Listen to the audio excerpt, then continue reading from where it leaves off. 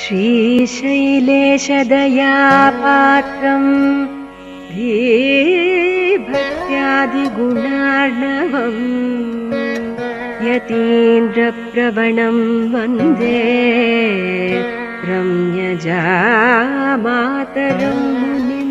திருக்குறுகை பெருமான் தன் திருத்தாள்கள் வாழிய திருவான திருமுகத்து செவ்வி என்னும் வாழிய இருக்குமொழி என் நெஞ்சில் தேக்கினான் வாழிய எந்தைய திராசர் இறைவனார் வாழிய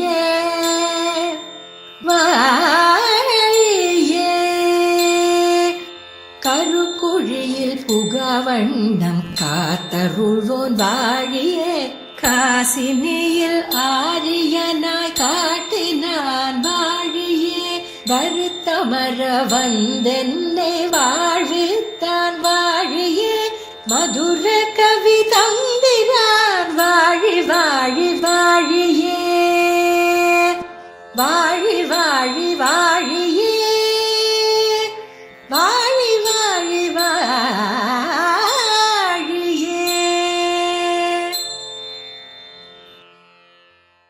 ஸ்ரீசக்கர வரதாச்சாரியம் சுத்தசத்வ குருத்தமம் ஸ்ரீநிதிம் ராகவம் வந்தே ஹியபார கருணாகரம்.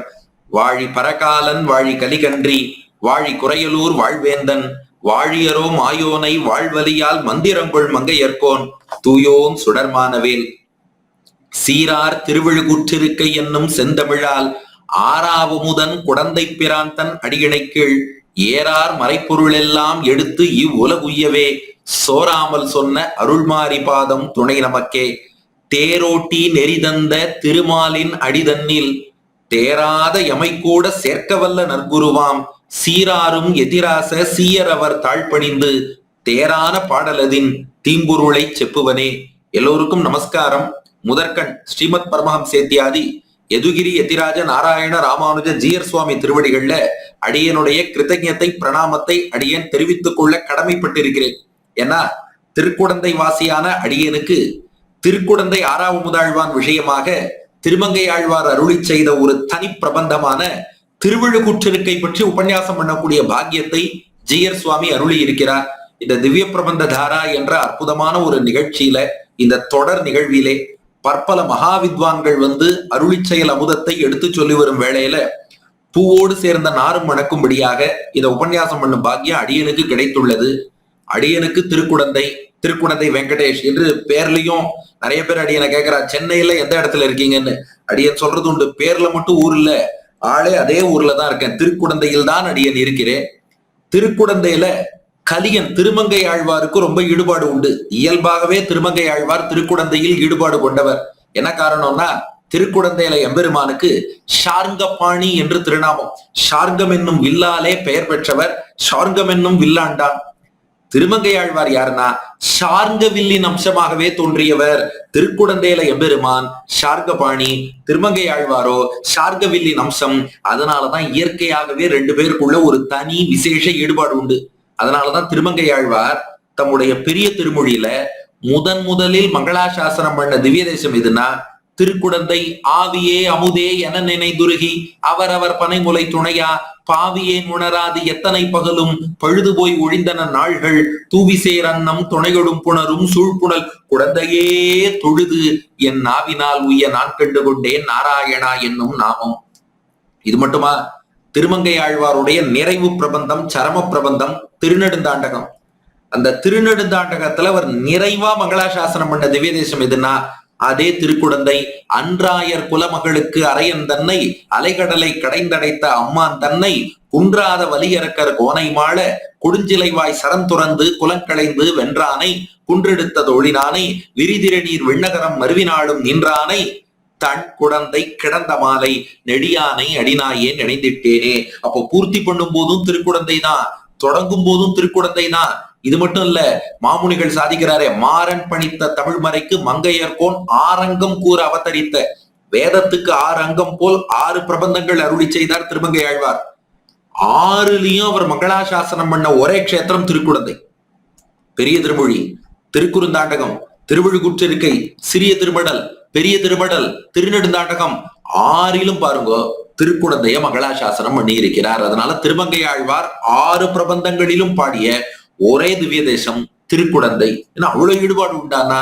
ஆமா, அவர் சார்கவில்லின் அம்சம், பெருமாளோ சார்கபாணி, இயல்பான தொடர்பு. அது மட்டும் இல்ல, பெரிய திருமொழியில வெவ்வேறு திவ்ய தேசங்களுக்கு திருமங்கை ஆழ்வார் எழுந்தருளி மங்களாசாசனம் பண்ணுவார்.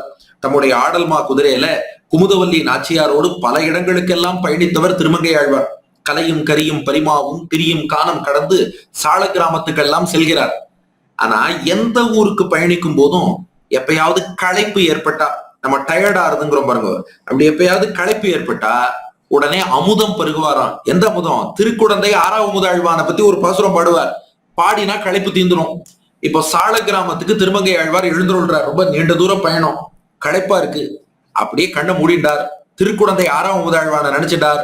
ஊரான் குடந்தை உத்தமன் ஒருகால் இருகால் சிலை வளைய தேரா அரக்கர் தேர்வெள்ளம் செற்றான் வற்றா வருகுணல் சூழ் பேரான் பேர் 1000 உடையான் பிறங்கு சிறைவண்டறைகின்ற தாரான் தாரா வயல் சூழ்ந்த சால கிராமம் மழை நெஞ்சேடு திருக்குடந்தையை சேர்த்து பாடினார். உடனே ஒரு புத்துணர்ச்சி வந்துருத்தான், எனர்ஜி வந்துருத்து. அதுக்கப்புறம் தொடர்ந்து பல திவ்யதேசங்களை பாடுகிறார். அப்படியே திருநீர்மலை பக்கம் வந்தார்.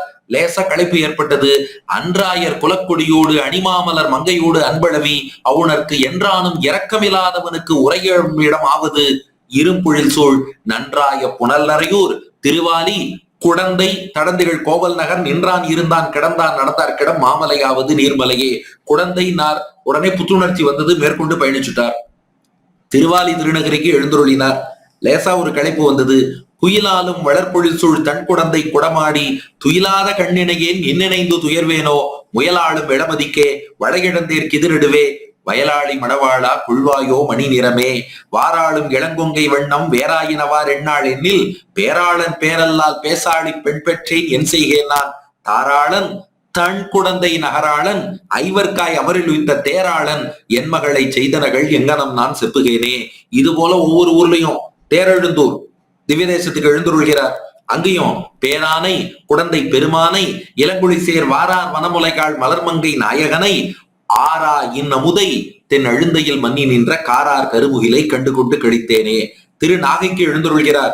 தோட விழ்நீல மனம் கொடுக்கும் சூழ்புணல் சூழ் குடந்தை கிடந்த சேடர்கொள் என்று தெரிக்க மாட்டேன் செஞ்சுடராழியும் சங்கும் ஏந்தி பாடக மெல்லடியார் வணங்க பல்மணி முத்தோடு இலங்கு சோதி ஆடகம் பூண்டொரு 4 தோளும் அச்சோ ஒருவர் அழகியவா வானை ஆரமுதன் தந்த வள்ளலை தேனை நீழ்வையில் சேரையில் கண்டு போய் ஆனை வாட்டி அருளும் அமரர்தம் கோனை யாம் குடந்தை சென்று காண்டுமே. எந்த ஊருக்கு போனாலும் திருக்குடந்தை திருக்குடந்தைன்னு சொன்னா போதும், அவருக்கு உடனே ஒரு புத்துணர்ச்சி வரும், களைப்பெல்லாம் தீருமா. அதனாலதான் அமுதத்தை உண்பவர்கள் மொத்தமா அமுதத்தை சாப்பிட மாட்டா, ஆங்காங்கு தொட்டு தொட்டு எப்பப்பெல்லாம் தேவையோ அப்பப்ப எடுத்துப்பா. அது போல இந்த அமுதத்தை பெரிய திருமொழியில ஒரு தனி பதிகம் என்று அருளி செய்யாமல் எங்கெங்கெல்லாம் போகும்போது அவருக்கு களைப்பா இருக்கோ அங்கங்கெல்லாம் அமுதனை பாடிக்கொண்டே வந்தார் திருமங்கை ஆழ்வார். அது பெரிய திருமொழியில. அவ்வாறே திருக்குறுந்தாண்டகத்திலையும் மங்களாசாசனம் மூவரில் முதல்வனாய ஒருவனை உலகம் கொண்ட கோவினைன்னு ஆரம்பிச்சு மூவரில் முதல்வனாய ஒருவன் ஆரம்பிச்சு அமுதனை பாடுகிறார்.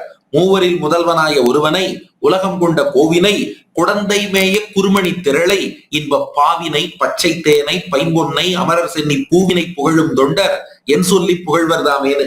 இந்த மூவரில் முதல்வன்கிறதுக்கு பொதுவா வியாக்கியானங்கள்ல சொல்ற அர்த்தம், மூவர்னா நம்ம பிரம்மா விஷ்ணு ருத்ரன் என்று மும்மூர்த்திகள் சொல்றோம். அதுல முதல்வனாக இருப்பவன் எம்பெருமான் ஸ்ரீமன் நாராயணன். ஆனா இது கூட சாமான்யமான அர்த்தம். எங்க திருக்குடந்தைக்காரெல்லாம் ஒரு அர்த்தம் சொல்லுவா. மூவரில் முதல்வன்னா நம்ம சம்பிரதாயத்துல 3 பெருமாள் ரொம்ப முக்கியம்பா. ஒண்ணு கோயில் ஸ்ரீரங்கம், அடுத்து திருமலை திருவேங்கடமுடையான், அடுத்து பெருமாள் கோயில் காஞ்சிபுரம். மூவரில் முதல்வனாய ஒருவன்னா அந்த 3 பெருமாளுக்கும் முதல்வன் யாருன்னா திருக்குடந்தை 6ஆம் அமுதாழ்வான். இவர் எப்படி முதல்வன் ஆவார்னா இந்த பெருமாளாலதான் அவள்லாம் திவ்யதேச பெருமாளாகவே ஆனார்கள். இவர் மட்டும் அருளி செயலை மீட்டு கொடுக்கலன்னா திருக்குடந்தை 6ஆம் அமுதேங்கிற அந்த ஒரு திருவாய்மொழி மிச்சம் இருந்ததுனாலதான் ஆழ்வார் பாசுரங்களையே நாதமுனிகள் மீட்டார். அமுதன் மட்டும் இல்லைன்னா திராவிட ஸ்ருதியே கிடையாது. திராவிட ஸ்ருதி தர்ஷகன் 6ஆம் அமுதாழ்வான், அர்ச்சனையே இருக்கு அவருக்கு. ஆகையினால இவர் தான் மூவரில் முதல்வனாய ஒருவன். இவர் இல்லைன்னா மற்ற திவ்யதேசங்களே கிடையாதுன்னு ரொம்ப ரசித்து சொல்வதுண்டு. திருக்குறுந்தாண்டகத்திலையும் பாடியிருக்கார். திருவழுக்குற்றிருக்கை நாமே பார்க்க போறோம். சிறிய திருமடல் பெரிய திருமடல்லையும் திருக்குடந்தை திருக்குடந்தை வந்துடும். அதுக்கும் மேல திருநெடுந்தாண்டகத்துல தன் குடந்தை தன் குடந்தை தன் குடந்தை 3 முறை பாடியிருக்கிறார் திருமங்கை ஆழ்வார். 3 முறையும் வெறும் குடந்தை இல்ல, திருக்குடந்தை இல்ல, தன் குடந்தைங்கிறார். தன் குடந்தைனா தணிக்கக்கூடிய குடந்தைன்னு அர்த்தம். ஏதோ ஒரு வெப்பத்துல கஷ்டப்படுறோம், அந்த வெப்பத்தை தணிக்கும் குடந்தை. அதுவும் ஒண்ணு இல்ல, 3 இடத்துல தன் குடந்தை தன் குடந்தை தன் குடந்தை திருநெடுந்தாண்டகத்துல. அது என்ன 3 தன் குடந்தைனா, இது ஸ்ரீபாஷ்யத்துல எம்பெருமானார் சாதிக்கிற விஷயம்.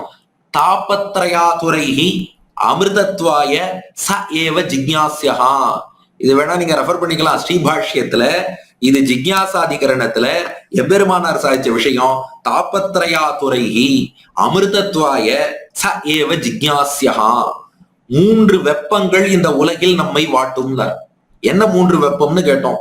முதல் வெப்பம் ஆத்தியாத்மிகம், உடல் ரீதியாக வரக்கூடிய கஷ்டங்கள்.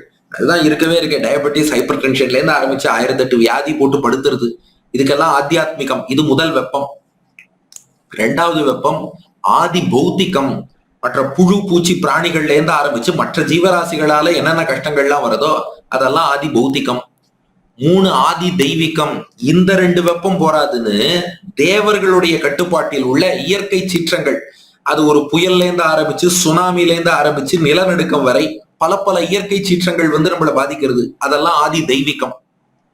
அப்ப இந்த பூமியில வாழும்போது, இந்த சம்சாரங்கிற உலகியல் வாழ்க்கையில் சிக்கி தவிக்கும் போது உடல் ரீதியா வரும் ஆத்தியாத்மிகம், தேவர்களின் கட்டுப்பாட்டில் வரும் இயற்கை சீற்றங்கள் ஆதி தெய்வீகம், மற்ற ஜீவராசிகளால் வரக்கூடிய கஷ்டங்கள் ஆதி பௌத்திகம். இந்த 3 வெப்பம் நம்மளை வாட்டுமா? திருக்குடந்தை எம்பெருமான் என்ன பண்றாருன்னா 3 வெப்பத்தையும் தணிக்கிறாராம். ஆனா 3 தன் குடந்தை. ஆத்தியாத்மிகத்தை தணிக்கும் தன் குடந்தை, ஆதி பௌத்திகத்தை தணிக்கும் தன் குடந்தை, ஆதி தெய்வீகத்தை தணிக்கும் தன் குடந்தை, தாபத்ரயத்தை தணிப்பவன் தன் குடந்தை தன் குடந்தை தன் குடந்தைன்னு திருநெடுந்தாண்டகம். இப்படி அத்தனையிலையும் திருக்குடந்தையை பற்றி அருளி செய்து விட்டார் திருமங்கை ஆழ்வார். ஆனாலும் ஒரே ஒரு குறை. என்னதான் எல்லாம் நல்லா இருந்தாலும் குறை சொல்றதுக்குன்னு யாராவது ஒரு குறை சொல்லுவா இல்லையா? திருமங்கை ஆழ்வார் இவ்வளவு தூரம் அமுதனை பாடினாலும் ஒரு சின்ன குறை. என்ன குறைனா, இவருக்குன்னு தனி ஒரு பதிகம் பாடவில்லையே. ஒரு பதிகம்னு சொன்னா தமிழ்ல 10 பாசுரங்கள் சேர்ந்து ஒரு தொகுப்பா இருக்கே, அதுக்கு பதிகம்னு பேர். அப்படி ஒரு பதிகம் பாடவே இல்லை. எத்தனையோ க்ஷேத்திரங்கள், சின்ன சின்ன திருக்கோவில்களுக்கெல்லாம் திருமங்கை ஆழ்வார் 10 பாசுரம் 20 பாசுரம் 30 40 எல்லாம் அருளி செய்தவர். திருக்குடந்தைக்குன்னு ஒரு தனி பதிகம் அருளி செய்யவில்லை. நம்மாழ்வார் திருக்குடந்தைக்குன்னு ஒரு திருவாய்மொழி பதிகம் அருளி செய்தார். 5ஆம் பத்துல 8ஆம் திருவாய்மொழி 6ஆம் உதேன்னு தொடங்கி 10 பாசுரங்கள். ஆனா திருமங்கை ஆழ்வார் அப்படி பாடவில்லையே, இது மட்டும் குறையா இருக்கேன்னா திருமங்கை ஆழ்வார் பார்த்தார், என்ன அப்படி சொல்லி விட்டீர்கள்? எங்க 6ஆம் உபதாழ்வான் எங்க சார்கபாணிக்கு தனி பதிகமாவது தனி பிரபந்தமே பாடணும்னார். அது என்ன தனி பதிகம் மட்டும் பாடுறது? அவருக்குன்னு ஒரு தனி பிரபந்தமே அருளி செய்கிறேன் என்றார் திருமங்கை ஆழ்வார். அந்த தனி பிரபந்தம் தான் திருவழுகுற்றிருக்கை. இந்த திருவழுகுற்றிருக்கை நம்ம தலைப்பு போட்டிருக்கோமே, இது ஒரு பாடல் கிடையாது, அது ஒரு தனி பிரபந்தம். எப்படி திருவாய்மொழி தனி பிரபந்தமோ, திருப்பாவை தனி பிரபந்தமோ, ஒரு திருப்பல்லாண்டு தனி பிரபந்தமோ, திருப்பள்ளி எழுச்சி தனி பிரபந்தமோ, திருமாலை தனி பிரபந்தமோ, அது போல திருவழுகுற்றிருக்கை என்பது ஒரு பாடலாக இருந்தாலும் அதுவே ஒரு தனி பிரபந்தம். ஏன் அப்படி வச்சுட்டாருன்னா, ஆமா அமுதனுக்கு சும்மா ஒரு பதிகம் எல்லாம் கொடுத்தா போதாது, அவருக்குன்னு ஒரு பிரபந்தம் பாடுறேன்ட்டார். இந்த பிரபந்தத்துக்கு என்ன ஏற்றம்னா, 4000 திவ்ய பிரபந்தத்துல உள்ள பல பிரபந்தங்களிலே ஒரே ஒரு திவ்ய தேசத்தை மட்டும் பாடக்கூடிய ஒரே பிரபந்தம் திருவிழுகுற்றிருக்கை தான். ஏன்னா திருவிழுகுற்றிருக்கை பிரபந்தத்துல மட்டும் திருக்குடந்தையை தவிர வேற எந்த திவ்ய தேசத்தின் பேச்சுமே கிடையாது. முழுக்க முழுக்க திருக்குடந்தையை பற்றி மட்டுமே பேசக்கூடிய ஒரு பிரபந்தம் திருவிழுகுற்றிருக்கை. இல்லையே, நம்ம தொண்டரடிப்பொடியாழ்வார் இருக்காரு, அவர் அரங்கனை மட்டும்தானே பாடுவார்னா அதான் இல்ல. அவர் திருமாலை அருளி செய்தார். ஆனா அந்த திருமாலையில நிறைவு பாசுரத்துல வந்து என்ன பண்ணிட்டார், வளவிழும் தவளமாட மதுரை மா நகரம் தன்னுள் மதுராங்கிற திவ்ய தேசத்தை சேர்த்து பாடிட்டார். திருப்பள்ளி எழுச்சி இருக்கேன்னா இருக்கு 4ஆம் பாட்டுல என்ன பண்ணிட்டார், மாமுனி வேள்வியை காத்து அவபிரதம் ஆட்டிய அடுதிரல் அயோத்தியம் அரசே அரங்கத்தம்மா பள்ளி எழுந்தருளாகிய அயோத்தின்னு பாடிட்டார். திருவயோத்தி திவ்யதேசம் ஆயிடுத்து. அப்போ தெரிஞ்சோ தெரியாமலோ தொண்டரடிப்பொடியாழ்வார் கூட, திருவேங்கடமுடையான கூட பாடமாட்டேன் திருவரங்கநாதனை பாடுவேன்னு சொன்ன தொண்டரடிப்பொடியாழ்வார் கூட தப்பித்தவர் என்ன பண்ணிட்டார், மதுரா அயோத்தியா 2 திவ்ய தேசங்களை முறையே திருமாலை திருப்பள்ளி எழுச்சியில் அருளி செய்து விட்டார். சரி, எங்க திருப்பாணாழ்வார் இருக்காரு, அவரும் அரங்கனைத்தானே பாடுவார்னா அதான் இல்ல. திருப்பாணாழ்வார் என்ன பண்ணிட்டாருன்னா அவருடைய அமலநாதி பிரான்ல 2 திவ்ய தேசங்கள் வர மாதிரி திருவேங்கடத்தையும் பாடி விரையார்புழில் வேங்கடவன் மந்திப்பாய் வட வேங்கட மாவலைன்னு சொல்லி திருவரங்கத்தையும் பாடிட்டார். இப்படி எங்க போனாலும் எல்லாரும் 2 திவ்ய தேசங்களையாவது பாடியிருக்கார். ஒரே ஒரு திவ்ய தேசத்தை மட்டும் எக்ஸ்க்ளூசிவா பிரத்யேகமாக துதிக்கக்கூடிய ஒரு பிரபந்தம் உண்டுன்னா அது திருவழுக்கூற்றிருக்கை மட்டும்தான். ஏன்னா செல்வம் மல்கு தென்திருக்குடந்தை, திருக்குடந்தையை தவிர வேற எந்த திவ்ய தேசத்தின் பேச்சுமே இல்லை. அதனாலதான் திருக்குடந்தைக்காரர்கள்லாம் ரொம்ப ரசிச்சு சொல்லுவா, பக்கம் நோக்கரியான் பரகாலன். பரகாலன் ஆகிய திருமங்கை ஆழ்வார் அமுதன்ட்ட வந்துட்டார்னா வேற பெருமாளை பாடமாட்டார். எப்படின்னா அவர் மத்த பெருமாள்கிட்ட எல்லாம் போகும்போது அமுதனை சேர்த்து பாடுவார். ஆனா திருமங்கை ஆழ்வார் அமுதன்ட்ட வந்துட்டார்னா மத்த பெருமாளை பாடமாட்டார். வித்தியாசம் புரிஞ்சுக்கோங்க. சால கிராமம் போகும்போது அமுதனை பாடுவார், தேரெழுந்தூர்ல எழுந்தருளி இருக்கும் போதும் அமுதனை பாடுவார், திருச்சேரை திருநாகை செல்லும் போதும் அமுதனை பாடுவார். ஆனா அமுதன் கிட்ட வந்துட்டார்னா வேற எந்த பெருமாளையும் பாடமாட்டார். அதனால பக்கம் நோக்கரியான் பரகாலன் அந்த மாதிரி அருளி செய்திருக்கிறார். ஏன் சிறிய திருமடல் பெரிய திருமடல் கூட நாச்சியார் கோவில் திருநறையூர் திவ்ய தேசத்துக்காக தன் ஆச்சாரியன் நரையூர் நம்பிக்காகவே தான் பாடினார், குறையில்ல. ஆனாலும் கூட என்ன பண்ணிட்டார், அதுல மத்த திவ்ய தேசத்தையும் சேர்த்து கொண்டு வந்துட்டார். சீரார் திருவேங்கடமே, திருக்கோவலூரே, மதில் கட்சி, ஊரகமே, பேரகமே, பேரா, மருதிருத்தான், வெள்ளரையே, வெக்காவே எல்லாம் வந்துருத்து. ஆனா திருவழுக்கூற்றிருக்கையில மட்டும் வேற எந்த திவ்ய தேசத்தின் பேச்சுமே இல்லாமல் முழுக்க முழுக்க பிரத்யேகமா 6வது முதல்வானுக்குன்னே அருளி செய்தார்ங்கிறது திருவழுக்கூற்றிருக்கைக்கான தனிச்சிறப்பு. அதுலயும் திருக்குடந்தையில எம்பெருமான் 3 தேர்கள் கொண்ட எம்பெருமான். பெருமாளுக்கு கல் தேர், மரத்தேர், சொல் தேர்னு 3 தேர் இருக்கு. கல் தேர்னா பெருமாளுடைய கர்ப்ப கிரகம் இருக்க கருவறை, அதுவே ஒரு தேர் வடிவுல இருக்கும். அது பெருமாளுடைய கல் தேர். நான் வைகுண்டத்திலேருந்து பெருமாள் வரும்போது அந்த தேர்ல அப்படியே எழுந்துருளினார். வைதிக விமானத்தோடு அந்த தேரை அப்படியே தனக்கு கருவறையாக்கி கொண்டு எழுந்துருளி விட்டார். அது கல் தேர். 2வது தேர் என்னன்னா மரத்தேர், சித்திரை தேர்னு சொல்லுவார். 6வது முதல்வானுக்கு சித்ரா பௌர்ணமியை ஒட்டி பிரம்மோற்சவம் நடைபெறும். அந்த பிரம்மோற்சவத்துல அற்புதமான சித்திரை தேர், மிகப்பெரிய தேர், அந்த தேர்ல எழுந்துருள்வார். அது மரத்தேர். அப்ப கர்ப்ப கிரகம் கல் தேர், சித்திரை தேரோட்டத்தில் ரதோத்சவத்தில் பயன்படுத்தப்படும் சித்திரை தேர் அது மரத்தேர். அத்தோடு 3வதா ஒரு தேர் வச்சிருக்காரு, அதான் சொல் தேர். திருமங்கை ஆழ்வார் அருளி செய்த திருவழுக்கூற்றிருக்கை இருக்கே, இது ஒரு சொல் தேர். தேர் வடிவில் அமைந்த சொற்களின் கூட்டமைப்பு, வார்த்தைகளை வச்சே சொற்களை வச்சே ஒரு தேரை கன்ஸ்ட்ரக்ட் பண்ணி இருக்கிறார் திருமங்கை ஆழ்வார். அதுதான் இந்த பிரபந்தம். இந்த பிரபந்தத்துக்கு திரு எழுக்கூற்றிருக்கை என்று திருநாமம். திரு எழு கூறு இருக்கை என்று பிரித்து கொள்ள வேண்டும்.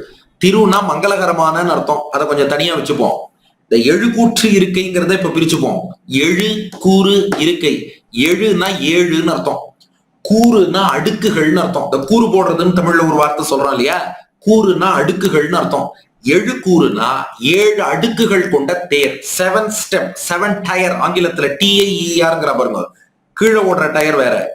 இந்த அடுக்குகளுக்கு TIER டயர்பா. இந்த ட்ரெயின்ல கூட சொல்றா பாருங்க, 2 டயர் கோச், 3 டயர் கோச்னு. அது போல எழுக்கூறுனா 7 டயர்னு அர்த்தம். எழுக்கூறு இருக்கைனா அந்த 7 டயர் சேரியட், 7 அடுக்கு கொண்ட அந்த தேருக்கு இருக்கையாக, இருப்பிடமாக இந்த பிரபந்தமே அமைந்திருக்கிறது. அதான் எழுக்கூற்று இருக்கை. மங்களகரமான எழுக்கூற்று இருக்கை திருவழுக்கூற்று இருக்கை. 7 டயர் சேரியட் ஆகிய 7 அடுக்கு தேருக்கு இருப்பிடமாக இருக்கும் பிரபந்தம். அல்லது இன்னொரு விதமாவும் அர்த்தம் சொல்லலாம். அது என்னன்னா எழு கூற்று இருக்கை. எழுனா 7, அதாவது 7 அடுக்கு. கூற்றுனா சொல்வதுன்னு அர்த்தம், கூறுவதுன்னு சொல்றோம் இல்லையா. கூற்று அப்படின்னா வார்த்தைகள்னு அர்த்தம். எழு கூற்றுனா 7 அடுக்கு வார்த்தைகளால் சொற்களாலான இருக்கைனா தேர், அதாவது பெருமாள் அமரக்கூடிய இருக்கை. பெருமாளுக்கு எது சீட்டுனா அவர் தேர் தான் அவருக்கு இருக்கையாக இருக்கிறது. ஆக 7 அடுக்கு கூற்று கூறுதலாகிய சொற்களாலான இருக்கை பெருமாள் எழுந்தருளும் தேராக. அப்போ பெருமாள் மரத்தேர்ல எழுந்தருளினார், கல் தேர்ல எழுந்தருளினார். அதே பெருமாளை 7 அடுக்கு சொற்களால் ஒரு இருக்கை பெருமாளுக்கு அமைத்து அதுல அமுதனை எழுந்தருள பண்ணியிருக்கார் திருமங்கை ஆழ்வார். அதுதான் திருவழுக்கூற்றிருக்கை. இது இப்படி டெக்னிக்கலா இலக்கண ரீதியில சொல்லிட்டோம். இது புரியறாப்புல சொல்லணும்னா ஒரு வரைபடம், சித்திரம் போல் சொல்ல வேண்டும். ஏன்னா இதற்கே சித்திரக்கவி என்றுதான் பெயர். இது எந்த மாதிரி சித்திரம்னா, உங்க மனத்திரையில் அப்படியே கற்பனை பண்ணி கொள்ளுங்கள். ஒரு 7 அடுக்கு தேர் இருக்கு. இந்த தேர்ல ஒரு அடுக்குலையும் பார்த்தா பெட்டிகள் இருக்கும். இந்த 7 அடுக்குல மேல முதல் அடுக்கு இருக்கு பாருங்க, அதுல 3 பெட்டிகள். ரெண்டாவது அடுக்குல 5 பெட்டிகள், மூணாவது அடுக்குல 7 பெட்டிகள், நாலாவது அடுக்குல 9 பெட்டிகள், அஞ்சாவது அடுக்குல 11 பெட்டிகள், ஆறாவது அடுக்கிலும் 13 பெட்டிகள், ஏழாவது அடுக்கிலும் 13 பெட்டிகள். இப்ப கற்பனை பண்ணிக்கோங்க, 7 அடுக்கு, 3 பெட்டி, 5 பெட்டி, 7 பெட்டி, 9 பெட்டி, 11 பெட்டி, 13 பெட்டி, 13 பெட்டி போட்டுட்டோம். பாக்ஸா ஒவ்வொரு டயரும். இப்ப இந்த பெட்டிகளுக்குள்ள எண்களை போட்டுக்கணும். எப்படி? முதல் அடுக்குல 3 பெட்டி இருக்கா, 1 2 1ன்னு எண்ணிக்கையை எழுதி கொள்ளுங்கள். ரெண்டாவது அடுக்குல 5 பெட்டி இருக்கா, 1 2 3 2 1ன்னு எண்ணிக்கையை எழுதி கொள்ளுங்கள். மூணாவது அடுக்குல 7 பெட்டி, 1 2 3 4 3 2 1. நாலாவது அடுக்குல 9 பெட்டி, 1 2 3 4 5 4 3 2 1. அப்புறம் அஞ்சாவது அடுக்குல 11 பெட்டி, 1 2 3 4 5 6 5 4 3 2 1. அப்புறம் 6 7 2 அடுக்குகள்லயும் தலா 13 பெட்டிகள் இருக்கு. அங்க 1 2 3 4 5 6 7 6 5 4 3 2 1. இப்ப போட்டுக்கோங்க. இப்ப உங்க மனத்திரையில ஒரு தேர் இருக்கு. மேல பார்த்தா முதல் அடுக்குல 1 2 1, அடுத்தது 1 2 3 2 1, அடுத்து 1 2 3 4 3 2 1, அடுத்து 1 2 3 4 5 4 3 2 1, அப்புறம் 1 2 3 4 5 6 5 4 3 2 1, அப்புறம் 1 2 3 4 5 6 7 6 5 4 3 2 1, 1 2 3 4 5 6 7 6 5 4 3 2 1. இந்த எண்ணிக்கை வந்துருத்தா? இப்போ இந்த எண்கள் வரும்படியான வார்த்தைகளை போட்டு கவிதை எழுதிட்டா இந்த தேர் வந்துரும். இப்ப திருமங்கை ஆழ்வார் வார்த்தைகள் பயன்படுத்துகிறார். சித்திரகவி பாருங்க. ஒரு பேருந்தி இருமலத்தவிசில் ஒரு முறை அயனை ஈன்றனை, ஒரு முறை இரு சுடர் மீதினில் இயங்கா மும்மதில் இலங்கை இருகால் வளைய ஒரு சிலை ஒன்றிய ஈரகிற்றழல்வாய் வாழியில் அட்டனை மூவடி நானிலம் வேண்டி முப்புரி நூலோடு மானொரு இலங்கு மார்பினில் இருபிற பொறுமானாகி ஒரு முறை ஈரடி மூ உலகளந்தனை நால் திசை நடுங்க அஞ்சிறை பறவை ஏறி நால்வாய் மும்மதத்து இருசெவி ஒரு தனி வேழத்து அறந்தையை ஒரு நாள் இருநீர் மடுவுள் தீர்த்தனை முத்தி நான்மறை ஐவகை வேள்வி அறுதொழில் அந்தனர் வணங்கும் தன்மையை ஐம்புல நகத்தினுள் செலுத்து நான்குடன் அடக்கி முக்குணத்து இரண்டவை அகற்றி ஒன்றி நின்றாங்கு இருபிறப்பருப்போர் அறியும் தன்மையை முக்கண் நாள் தோள் ஐவாய் அறவோடு ஆறு புதிசடையோன் அறிவரும் தன்மை பெருமையுள் நின்றனை ஏழுலகயிற்றினில் கொண்டனை கூறிய அறுசுவை பயனுமாயினை சுடர்விடும் ஐம்படை அங்கையுள் அமர்ந்தனை சுந்தரன் நாள் தோள் முன்னீர் வண்ணா நின் ஈரடி ஒன்றிய மனத்தால் ஒரு மதிமுகத்து மங்கையர் இருவரும் மலரென அங்கையில் முப்பொழுதும் வருட அரிதுயில் அமர்ந்தனை நெறிமுறை 4 வகை வருணமுமாயினை மேதகும் 5 பெரும் பூதமும் நீயே அறுபத முரலும் கூந்தல் காரணம் 7 விடை அடங்கச் செற்றனை அறுவகை சமயமும் அறிவரின் நிலையினை ஐம்பால் ஊதியை ஆகத்திருத்தினை அறமுதல் 4 அவையாய் மூர்த்தி 3ஆய் இருவகை பயனாய் ஒன்றாய் விரிந்து நின்றனை குன்றா மதுமலர் சோலை வெண்கொடி படப்பை வெறுப்புணல் பொன்னி மாமணி அலைக்கும் சென்னலோன்கழனி திகழ்வனம் உடுத்த கற்போர் புரிசை கனக மாளிகை நிமிர்குடி விசும்பில் இளம்பரை துவக்கும் செல்வம் மல்கு தெந்திரு குடந்தை அந்தணர் மந்திர மொழியுடன் வழங்க ஆடரவு அமளியில் அரிதுயில் அமர்ந்த பரமா நின் அடியணை பணிவன் வருமிடரகல மாற்றோ வினையே என்பதுதான் திருமங்கை ஆழ்வார் அருளி செய்த இந்த தேர். இந்த மொத்த தேர் பாசுரத்துல பார்த்தா 46 அடிகள் இருக்கும். அதுல 36 அடிகள்ல தான் இந்த வார்த்தை விளையாட்டு வரும். இந்த 1 2 3 கேம் இருக்கு பாருங்க, இது 36 அடிகள்ல வரும்படியாக வைத்தார். அடுத்த 10 அடிகள்ல திருக்குடந்தைய வர்ணித்தார். ஏன் இப்படி திருமங்கை ஆழ்வார் வைக்கணும்னா அங்கதான் ரகசியம் இருக்கு. திருமங்கை ஆழ்வாருடைய பிரபந்தங்கள்லாம் வேதத்தின் அங்கங்கள் இல்லையா? அப்ப வேதத்தின் தாக்கமும் அதுல இருக்கணுமே. யஜுர்வேதத்துல ஒரு விஷயம் சொல்லப்பட்டிருக்கு.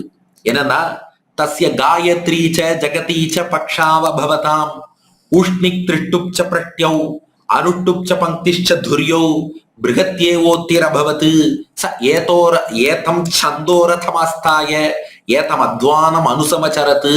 இது வேத வாக்கியம். இதுக்கு என்ன அர்த்தம் அப்படின்னா நம்ம ஆச்சாரியர்கள் ரசிச்சு அர்த்தம் காட்டியிருக்கா. எம்பெருமான் ஸ்ரீமன் நாராயணன் இருக்கானே, பாஸ்கரனாகிய சூரியனுக்குள் அந்தரியாமையா இருக்கான்.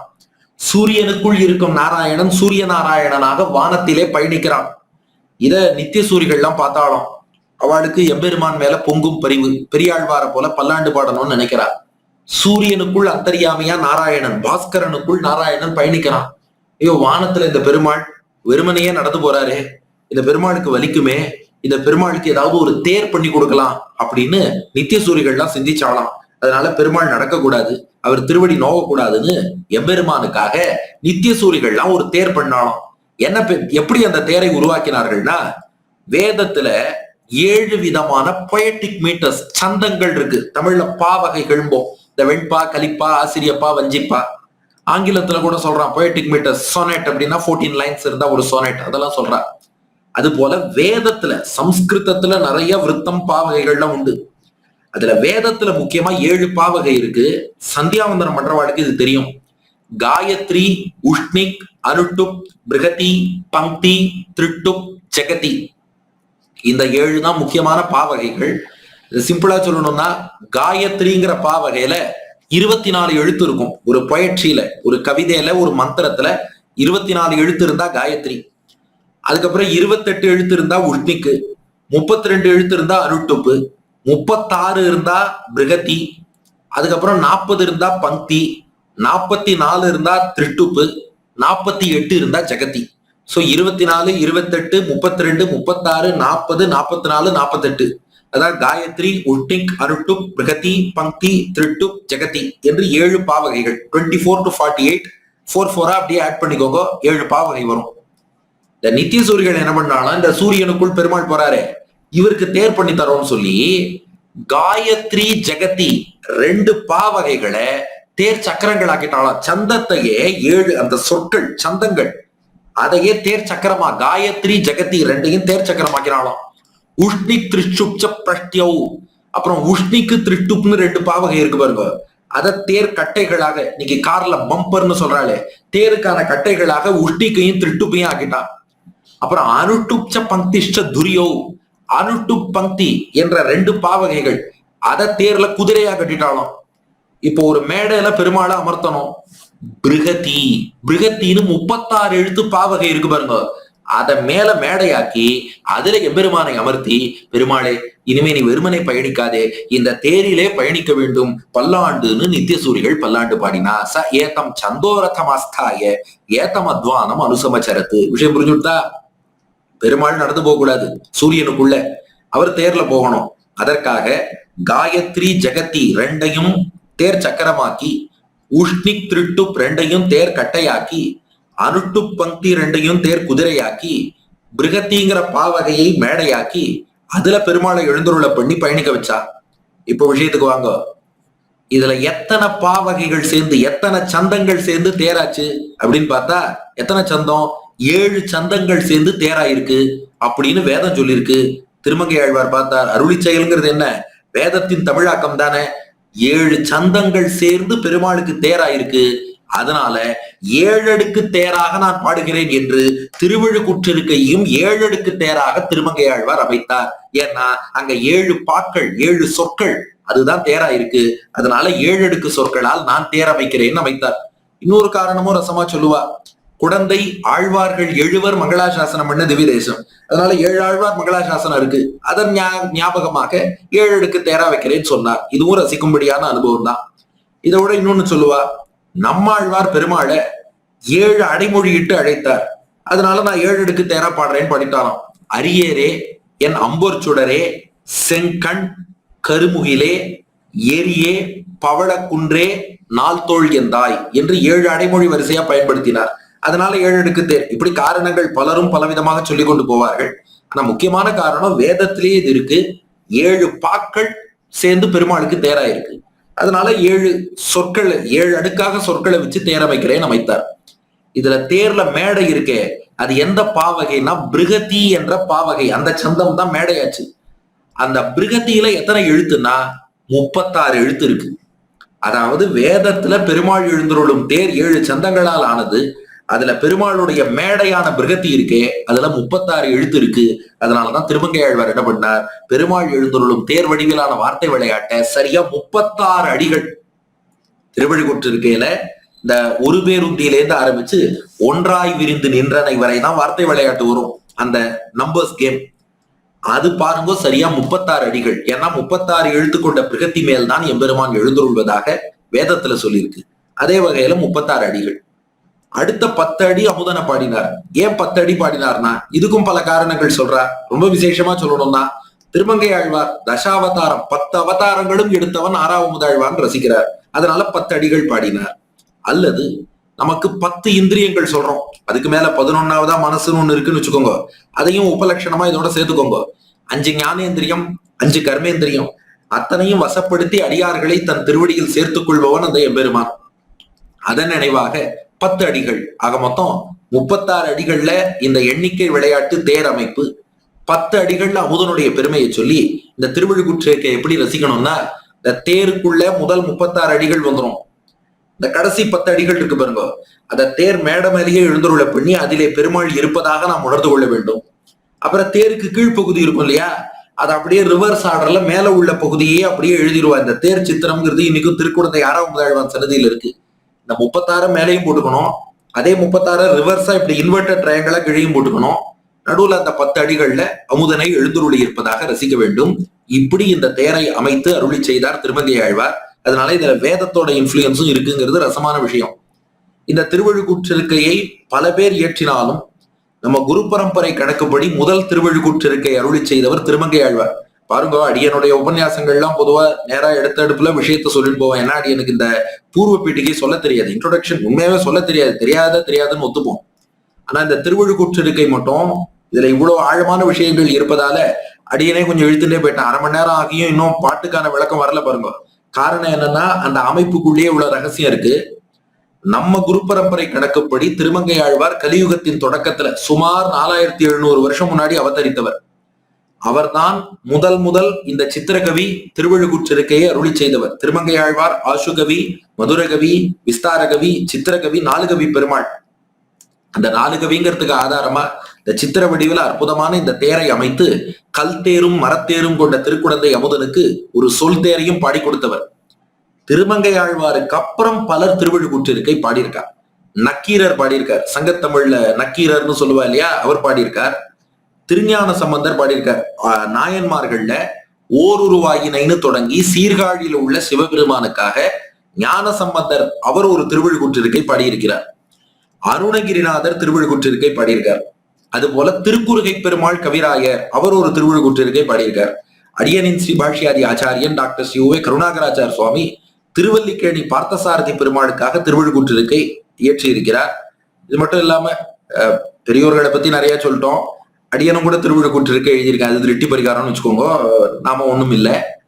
பலர் இப்படி திருவழுக்கூற்றிருக்கை எத்தனை பேர் பண்ணாலும் எல்லாருக்கும் பேஸ் முதல்ல திருவழுக்கூற்றிருக்கை பெண்ணவர் யாருன்னா திருமங்கை ஆழ்வார்ங்கிறதுல சந்தேகம் இல்லை. இப்படி திருமங்கை ஆழ்வார் அருளி செய்த ஒரு தேர்ப்பாசுரம், அற்புத பிரபந்தம் அமுதனுக்குனே பாடியது, அதுதான் திருவழுக்கூற்றிருக்கை. இப்ப இதுக்கான அவதாரிகைக்கு வருவோம். இந்த திருவழுக்கூற்றிருக்கையை திருமங்கை ஆழ்வார் ஏன் அருளி செய்தார் அப்படின்னா, பெரிய திருமொழியில சம்சார துக்கங்கள், சம்சாரத்தில் உள்ள தோஷங்கள், இதையெல்லாம் எம்பெருமான் திருமங்கை ஆழ்வாருக்கு நன்னா காமிச்சு கொடுத்துட்டான். அர்ச்சாவதாரத்துல தன் அனுபவத்தையும் கொடுத்துட்டான். அதனால பெரிய திருமொழியில திருமங்கை ஆழ்வாருக்கு வைராக்கியம், விரக்தி, சம்சாரமே எனக்கு வேண்டாம்ங்கிற எண்ணம் வந்துருத்து. எம்பெருமான அனுபவிக்கணுங்கிற விருப்பமும் வந்தது. இப்ப அடுத்த 2வது பிரபந்தம் திருக்குறுந்தாண்டகம். அதுல பெருமாள் என்ன பண்றார், மானச அனுபவத்தை தருகிறார். அதாவது மானசீகமா திருமங்கை ஆழ்வாரோடு வந்து கலந்து தன்னுடைய சொரூப, ரூப, குணம், சௌந்தரியம், சௌஷீல்யம், எல்லா கல்யாண குணங்கள், திருமேனி அழகு எல்லாத்தையும் அனுபவிக்கக்கூடிய பாக்கியத்தை கொடுக்கறான். நன்னா மானசீகமா அனுபவிச்சுட்டார் திருமங்கை ஆழ்வார் திருக்குறுந்தாண்டகம் எடுத்து. இப்ப திருமங்கை ஆழ்வாருக்கு பாஹ்ய சம்ஸ்லேஷத்திலே விருப்பம். அதாவது பாஹ்ய சம்ஸ்லேஷம்னா வெளியில பெருமாளை அனுபவிக்கணும். இதுவரை மென்டலா அனுபவிச்சார், இப்ப பிசிக்கலா அனுபவிக்கணும்னு ஆசைப்படுறார். எம்பெருமானை ஆற தழுவ வேண்டும், இந்த ஊனக்கண்ணால் அவனை காண வேண்டும், அவனோடு உரையாட வேண்டும், உறவாட வேண்டும், அவனை ரசிக்க வேண்டும், அவனோடு பேசணும், அவன் குரலை நான் கேட்கணும் ஆசைப்படுறார். அது அவருக்கு கிடைக்கவில்லை. அப்ப பாருங்க, பெரிய திருமொழியில சம்சாரம் வேண்டாம் முடிவெடுத்தார், எம்பெருமான அடையணும்னு ஆசைப்பட்டார், திருக்குறுந்தாண்டகத்துல மானசீகமா அனுபவிச்சுட்டார். ஆனா அவனை வெளியில அனுபவிக்கணும், அது உடனே கிடைக்கல. ஏன் கிடைக்கலன்னு யோசிச்சார். நம் பாப்பங்கள் தான் தடையா இருக்கு. நம்ம பாப்பங்கள்ங்கிறது ராமானுஜர் ஸ்ரீபாஷ்யத்துல ரொம்ப அழகா டெபினிஷன் கொடுத்திருக்காரு. பாப்பத்துக்கு என்ன டெபினிஷன் அப்படின்னா, அதிருஷ்டம் சத்து அனிட்ட ஜனகம் பாப்பம். நாம செஞ்ச ஏதோ ஒரு செயல்னா ஆனா கண்ணுக்கே தெரியாம இருந்துட்டு சரியான நேரத்துல நாம விரும்பாத ஒரு எஃபெக்ட கொடுத்ததுன்னா அதுக்கு பாப்பம்னு பேரு. நாம் செய்த ஒரு செயல் அது எப்ப செஞ்சோம் எங்க செஞ்சோம்லாம் நமக்கு தெரியாது, கண்ணுக்கு தெரியாம வெயிட் பண்ணிட்டே இருக்கோம். ஆனா சரியான நேரத்துல விரும்பாத எஃபெக்ட கொடுத்துரும், அதுதான் பாப்பமா. புரியலையே, புரியறாப்புல சொல்லுப்பான்னா, இப்போ நாமே ஒரு கோவிலுக்கு போகணும், கார்ல ஏறி போயிட்டு இருக்கோம்னு வச்சுப்போம். திடீர்னு என்னாச்சோ தெரியல, கார்ல பார்த்தா டயர் பஞ்சர்னு சொல்றான். அப்புறம் கோவிலுக்கும் போக முடியல, காரும் பஞ்சர் ஆயிடுத்து.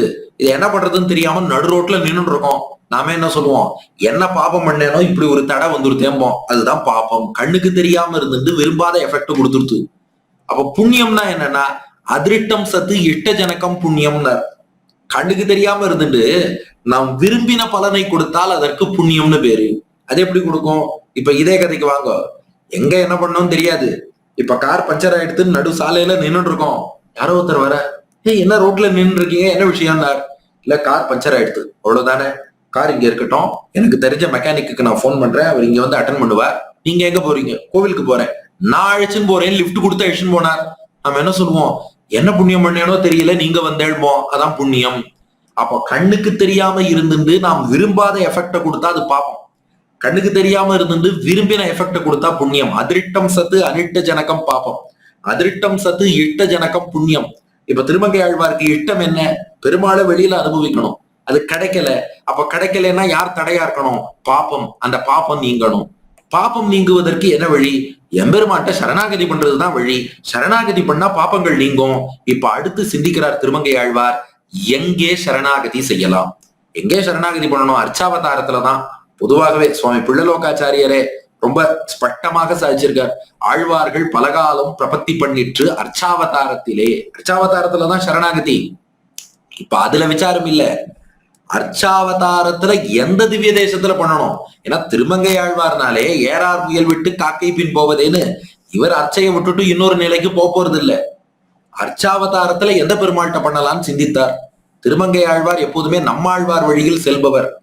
நம்மாழ்வார் திருக்குடந்தையில ரொம்ப கதறி கதறி சரணாகதி பண்ணார். ஆறாவமுதே அடியேன் உடலம் நின்பால் அன்பாயே, நீராய் அலைந்து கரைய உருக்குகின்ற நெடுமாலை, சீரார் சென்னேல் கவரி வீசும் செழுநீர் திருக்குடந்தை, ஏறார் கோலம் திகழ கிடந்தாய் கண்டேன் எம்மானேன்னு கதறி கதறி களைவாய் துன்பம் களையாதொழிவாய் களைகன் மற்றிலே வளைவாய் நேமிப்படையாய் குடந்தை கிடந்த மாமாயா, தளரா உடலம் எனது ஆவி சரிந்து போகும்போது இளையாதுனதால் ஒருங்க பிடித்து போத இசை நீயே என்றெல்லாம் உருகி நம்மாழ்வார் சரணாகதி பண்ணார்.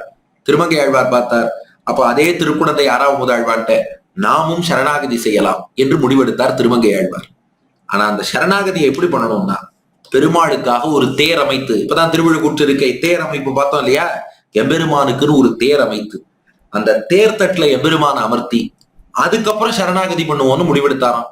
இது எதுக்கு சரணாகதி பண்றேன்னா, நேரா பெருமாள்கிட்ட எம்பெருமானே உன்னை அனுபவிக்கணும்னு ஆசைப்படுறேன், பாப்பங்கள் தடையா இருக்கு, போக்கி கொடு, திருவடிகளே தஞ்சம், அவ்வளவுதான், சரணாகதி முடிஞ்சு போச்சு. பெருமாள் பாபத்தை போக்க போறார், அனுபவத்தை கொடுக்க போறார், அவ்வளவுதானே. இதுக்கு எதுக்கு மெனக்கெட்டு ஒரு தேர், அதுவும் சொல் தேரா அமைச்சு, அவர் ஏற்கனவே கல் தேர் மரத்தேர்ல இருக்கார், இல்ல நீ சொல் தேர்ல உட்கார வச்சு அதுக்கப்புறம் சரணாகதி பண்ணணுமான்னா, தேருக்கும் சரணாகதிக்கும் தொடர்பு இருக்கு. கண்ணபிரான் அர்ஜுனனுக்கு தேர்தட்டுல வச்சுதான் சரணாகதியை உபதேசித்தான். தேர்தட்டு வார்த்தை என்றே சம்பிரதாயத்துல சொல்றோம். சர்வ தர்மான் பரித்தியஜ்ய மாமேகம் சரணம் ரஜ அகம் துவா சர்வ பாபேபியோ மோக்ஷயிஷ்யாமி மா சுச்சகா என்று பகவத்கீதை 18ஆம் அத்தியாயம் 66வது ஸ்லோகம். இதைத்தானே சரணாகதிக்கு ரொம்ப முக்கியமான ஸ்லோகம்னு சொல்றோம். அந்த பெருமாள் எங்க சொன்னார்னா, தேர்ல உட்கார்ந்து தானே சொன்னார். பார்த்தசாரதி தேரோட்டியா இருந்துதான் சொன்னார். தேர்தட்டு வார்த்தைங்கிறோம். அப்போ பெருமாளை ஒரு தேர்ல உட்கார வச்சாதான் அவருக்கு ஞாபகம் இருக்கும். ஓ, இதே மாதிரி தேர்ல உட்காந்துதான் அர்ஜுனன்ட்ட சொல்லியிருக்கோம் சரணாகதி பண்ணா காப்பாத்துறேன்னு. அதனாலதான் நம்ம கலியனும் ஒரு தேரை வச்சு தேர்ல உட்கார வச்சு சரணாகதி பண்றார். மறுத்துட்டா தப்பா போயிடும், ஏத்துக்கணும்னு பெருமாளுக்கும் ஒரு கான்சியஸ்னஸ் ஏத்துட்டுருவாராம். அதனால என்ன பண்ணார், ஒரு சொல் தேர் அமைத்து அதுல பெருமாளை உட்கார வச்சு, பாத்துக்கோ, ஏற்கனவே இதே போல அர்ஜுனன் தேர்ல உட்காந்துதான் நீ சரணாகதி பத்தி சொல்லியிருக்க, அகம் துவா சர்வ பாபேபியோ மோக்ஷயிஷ்யாமி மா சுச்சகா, எல்லா பாப்பங்களையும் போக்குறேன், என்ன பண்ணு, சர்வ தர்மான் பரித்தியஜ்ய மாமேகம் சரணம் வரஜ, என் ஒருவனையே தஞ்சமாக பற்று, சரணாகதி பண்ணா எல்லா பாப்பத்தையும் போக்கி மோட்சம் தரேன், கவலைப்படாதேன்னு சொல்லியிருக்க, அதை ஞாபகப்படுத்துறேன்னு ஒரு தேர் அமைச்சு அந்த தேர்ல அமுதனை எழுந்துருள பண்ணி இப்ப திருமங்கை ஆழ்வார் சரணாகதி பண்றார். அதுதான் திருவிழுக்கூற்று இருக்கை. சரி, அது எதுக்கு இவ்வளவு பெரிய பிரபந்தமா பாடணும், அதுவும் 36 அடிகள் பாடணுமேனா? திருமங்கையாழ்வார் எவ்வளவு பெரிய மகான். இந்த 36 அடிகள்ல எம்பெருமானுடைய 18 குணங்களை வர்ணிச்சிருக்கார். திருக்குடந்தை 6ஆம் முதல்வானுக்கு 18 குணங்கள் இருக்கு. அந்த 18 எப்படிப்பட்ட குணங்கள்னா, சரண்யன்னு சொல்லுவோமே. சரண்யன் அப்படின்னா சரணாகதியை ஏற்றுக்கொண்டு அடைக்கலம் தருபவன். தமிழ்ல சரியான வார்த்தை அடைக்கலம் தருபவன். ரெஃப்யூஜ்னு ஆங்கிலத்துல சொல்றோம் பாருங்க. யார் ஒருத்தன் அடைக்கலம் தரானோ, யார் ஒருத்தன் சரண்யன், நாம அவன்கிட்ட சரணாகதி பண்ணும்படியாக இருக்கானோ, அவன்கிட்ட 18 குணங்கள் இருக்கணும். அந்த குணங்கள் ஒருத்தன்ட்ட இருந்தாதான் அவன்கிட்ட சரணாகதி பண்ண முடியுமே ஒழிய குணமே இல்லாதவன்கிட்ட பண்ண முடியாது. இது நம்ம முமுட்சுப்படியிலையும் பாக்குறோம். துவய பிரகரணத்துல சுவாமி பிள்ளலோகாச்சாரியார் சாதிக்கிறார், புருஷகார பலத்தாலே சுவாதந்திரியம் தலை சாய்ந்தால் தலையெடுக்கும் குணங்களை சொல்வது நாராயண பதம். நம்ம துவயம்ங்கிற மந்திரம் சரணாகதிக்கு ரொம்ப முக்கியம். அதுல ஸ்ரீமன் நாராயண சரணௌ சரணம் பிரபத்தியன்னு சரணாகதி பண்றோம். நாராயணன்ட்ட, ஸ்ரீமன் நாராயணன்ட்டு. அங்க நாராயணன்னா என்ன அர்த்தம்னா, சரணாகதி பண்ணுபவனை காப்பதற்கு தேவையான எல்லா குணங்களும் கொண்டவன் அர்த்தம். அப்படி எத்தனை குணங்கள் இருக்குன்னா 18 முக்கியமான குணங்கள். இந்த 18 யார்கிட்ட இருக்கோ அவன் தான் சரணாகதி பண்ணா காப்பாத்துவான். இப்ப திருமங்கையாழ்வார் என்ன பண்றார், திருக்குடந்தை 6ஆம் முதல்வான்ட்டு அந்த 18 குணங்களும் இருக்கு. அந்த 18 இருப்பதாலே இப்ப நான் சரணாகதி பண்றேன், என்னை நீ காக்க வேண்டும்னு சரணடைகிறார். அப்படி குணங்களையும் சொல்லி அவன்கிட்ட சரணடைவது அப்படியே துவயம். இந்த திருவிழுக்குற்றிருக்கை இருக்கே, அப்படியே துவயத்தில் காட்டப்பட்ட சரணாகதி. ஸ்ரீமன் நாராயண சரணோ, பிராட்டியோடு கூடியவனாக. நாராயணன் என்றால் சரணாகதி பண்ணுவோரை காப்பதற்கு தேவையான குணங்களை கொண்டவன். இப்படி பிராட்டியின் கேள்வனா குணங்கள் நிறைந்தவனா இருக்கவனை சரணோ சரணம் பிரபத்தியை, அவன் திருவடிகளை தஞ்சமாக பற்றுகிறேன். அதைத்தான் அப்படியே திருவிழுக்குற்றிருக்கையில குணங்களை சொல்லி கோமளவதியின் கல்வனாகிய 6ஆம் முதல்வான் அவன் திருவடிகளே தஞ்சம் என்று சரணாகதி செய்கிறார் திருமங்கையாழ்வார். அதுதான் திருவிழுக்குற்றிருக்கைங்கிற பிரபந்தம். அப்ப இதன் அமைப்புக்கான வரலாற்றை பார்த்துட்டோம். ஏன் அருளி செய்தார்னா, பெருமாளை வெளியில அனுபவிக்கணும்னு ஆசைப்படுறார். மானச அனுபவம் எல்லாம் எடுத்து வெளியில அனுபவிக்கணும். ஆனா அந்த அனுபவம் உடனே கிடைக்கல, பாப்பங்கள் தடையா இருக்கு. அப்ப அந்த பாப்பங்கள் நீங்கணும், பெருமாள்கிட்ட சரணாகதி பண்றார். 18 குணங்களை 36 அடிகள்ல சொல்லி சரணாகதி பண்றார். அதுதான் இந்த திருவிழுக்குற்றிருக்கை. இப்போ அப்படியே நாம் மானசீகமாக திருக்குடந்தை திவ்ய தேசத்தை அடைகிறோம். திருமங்கையாழ்வார் சொல் தேர் அமைத்து அந்த தேர்ல பெருமாளை எழுந்துருள பண்ணிட்டார். 6ஆம் முதல்வானை பார்த்து விஞ்ஞாபனம் பண்றார், எம்பெருமானே, இப்ப அப்படியே உங்க மனத்திரையில பாருங்க, திருமங்கையாழ்வாருக்கும் பெருமாளுக்கும் உரையாடல். எம்பெருமானே, நீதான் இதே தேர்ல அமர்ந்து சரணாகதியை உபதேசித்த. சரணாகதி பண்ணால் பாப்பங்களை போக்கி ரட்சிப்பேன் என்று சொல்லி இருக்கிறாய். உன்னை தேர்ல அமர்த்திட்டேன், என்னை காக்கணும். ஏன்னா என்னை காப்பதற்கான 18 குணங்கள் மட்டும் இருக்கு. திருவிழுக்குற்றிருக்கை அருளுகிறார். பாசுரம்: ஒரு பேருந்தி இருமலத்தவிசில் ஒரு முறையனை ஈன்றனை ஒரு முறை இரு சுடர் மீதி நிலியங்கா மும்மதில் இலங்கை இருகால் வளைய ஒரு சிலை ஒன்றிய ஈரையிற்றழல்வாய் வாழியிலட்டனை மூவடி நானிலம் வேண்டி முப்புரி நூலொடுமான் ஒரு இலங்கு மார்பினில் இருபிற புறுமானாகி ஒரு முறை ஈரடி மூ உலகளந்தனை நாள் திசை நடுங்க அஞ்சிரை பறவை ஏறி நால்வாய் மும்மத திருசெவி ஒரு தனி வேழ தரந்தையை ஒரு நாள் இருநீர்மடுவுள் தீர்த்தனை முத்தி நான்மறை ஐவகை வேள்வி அறுதொழில் அந்தனர் வணங்கும் தன்மையை ஐம்புல நகத்தினுள் செலுத்து நான்குடன் அடக்கி முக்குணத்திரண்டவை அகற்றி ஒன்றெனில் ஒன்றி நின்று ஆங்கிருபிறப்பருப்போர் அறியும் தன்மையை முக்கள் நாள் தோள் ஐவாய் அறவோடு ஆறு பொதி சடையோன் அறிவரும் தன்மை பெருமையுள் நின்றனை ஏழுலகயிற்றினில் கொண்டனை கூறிய அறுசுவை பயனுமாயனை சுடர்விடும் ஐம்படை அங்கையுள் அமர்ந்தனை சுந்தர நாள் தோள் முன்னீர் வண்ணா நின் ஈரடி ஒன்றிய மனத்தால் ஒருமதி முகத்து மங்கையர் இருவரும் மலரென அங்கையில் மூப்பொழுதும் வருட அரிதுயில் அமர்ந்தனை நெறிமுறை நாள் வகை வருணமுமாயினை மேதகம் ஐம்பெரும் பூதமும் நீயே அறுபத முரலும் கூந்தல் காரணம் ஏழ்விடை அடங்கச் செற்றனை அறுவகை சமயமும் அறிவரு நிலையினை ஐம்பாலோதியை ஆகத்திருத்தினை அறமுதல் நான்கவையாய் மூர்த்தி மூன்றாய் இருவகை பயனாய் ஒன்றாய் விரிந்து நின்றனை குன்றா மதுமலர் சோலை வன்கொடி படப்பை வருபுணல் பொன்னி மாமணி அலைக்கும் சென்னலொன் கழனி திகழ்வன முடுத்த கற்போர் புரிசை கனக மாளிகை நிமிர்குடி விசும்பில் இளம்பிறை துவக்கும் செல்வம் மல்கு தென்திரு குடந்தை செல்வம் மல்கு தென்திரு குடந்தை அந்தடர் வந்திர மொழியுடன் வழங்க ஆடரவமழியில் அரிதுயில் அமர்ந்த பரமா என் அடியணை பணிவன் வருமிடரகல மாற்றோ வினையே. இப்போ 18ல முதல் குணம் சொல்கிறார் திருமங்கையாழ்வார், ஜெகத் காரணத்துவம். இந்த உலகத்தை எல்லாம் படைத்தவன் நீதான், உலகுக்கு காரண பொருள் நீதான், மோட்சம் அளிக்க வல்லவன் நீதான். அதனாலதான் உங்ககிட்ட சரணாகதி பண்றேன். ஒரு பேருந்தி இருமலர் தவிசில் ஒரு முறை அயனை ஈன்றனை. ஒரு பேருந்தி உன்னுடைய பெரிய நாபியில இருமலர் தவிசில், இருமலர்னா விசாலமான தாமரை, தவிசுனா ஆசனம்னு அர்த்தம். இருமலர் தவிசில் அந்த தாமரைங்கிற ஆசனத்துல ஒரு முறை முன்பு உலகத்தை படைக்கும் காலத்துல அயனை ஈன்றனை, அயன் என்ற பிரம்மாவை படைத்து நான்முகனை நாராயணன் படைத்தான் என்னும்படி நான்முகனை படைத்து அவர் மூலம் உலகத்தை உருவாக்கினாயே. அப்போ பரம்பொருள்ங்கிறவன் நீதான், உலகத்துக்கு காரணமானவன் நீதான்.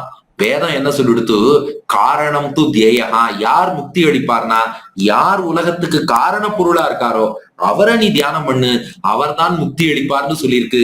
அப்போ வேதத்தில் காட்டப்பட்டபடி பரம்பொருளாக இருந்து முதல்வனாக இருந்து உலகத்துக்கு காரணமாக இருந்து படைத்தவன் ஒரு பேருந்தி இருமலர் தவிசில் ஒரு முறை அயனை ஈன்றனை. ஒரு பெரும் நாபியில் இருந்து வந்த விசாலமான தாமரையில நான்முகனாகிய பிரம்மாவை படைத்தவன் நீ, காரண பொருள் நீ. யார் மோட்சம் கொடுக்கக்கூடிய சக்தி மிக்கவரோ அந்த சக்தி உள்ளவர்கிட்ட தான் சரணாகதி பண்ணணும். ஒரு சக்தியும் இல்லாத என் பக்கத்து வீட்டுக்காரர்கிட்ட பண்ண முடியுமா? அப்போ சரண்யன்ட்ட தேவையான முதல் குணம், சரண்யன்னா சரணாகதியை ஏற்கத்தக்கவன், அடைக்கலம் தரக்கூடியவன். அவனுக்கு முதல் குணம் காரண பொருளா எல்லா சக்தியும் கொண்டவனா இருக்கணும். ஜெகத்காரணத்துவம் உங்ககிட்ட இருக்கு. அடுத்து ரெண்டாவது குணம் என்னன்னா விரோதி நிரசனம். அவர் காரண பொருளா இருந்தா மட்டும் போதாது, நமக்கு ஒரு கஷ்டம்னா காப்பாற்றக்கூடியவராகவும் இருக்கணும். இந்த தோட்டம் வைத்தவன் தண்ணீர் விடுவான்னு தமிழ்ல ஒரு பழமொழி சொல்லுவா. சும்மா தோட்டத்தை வச்சா போதாது, அப்பப்ப தண்ணீர் விடணும்.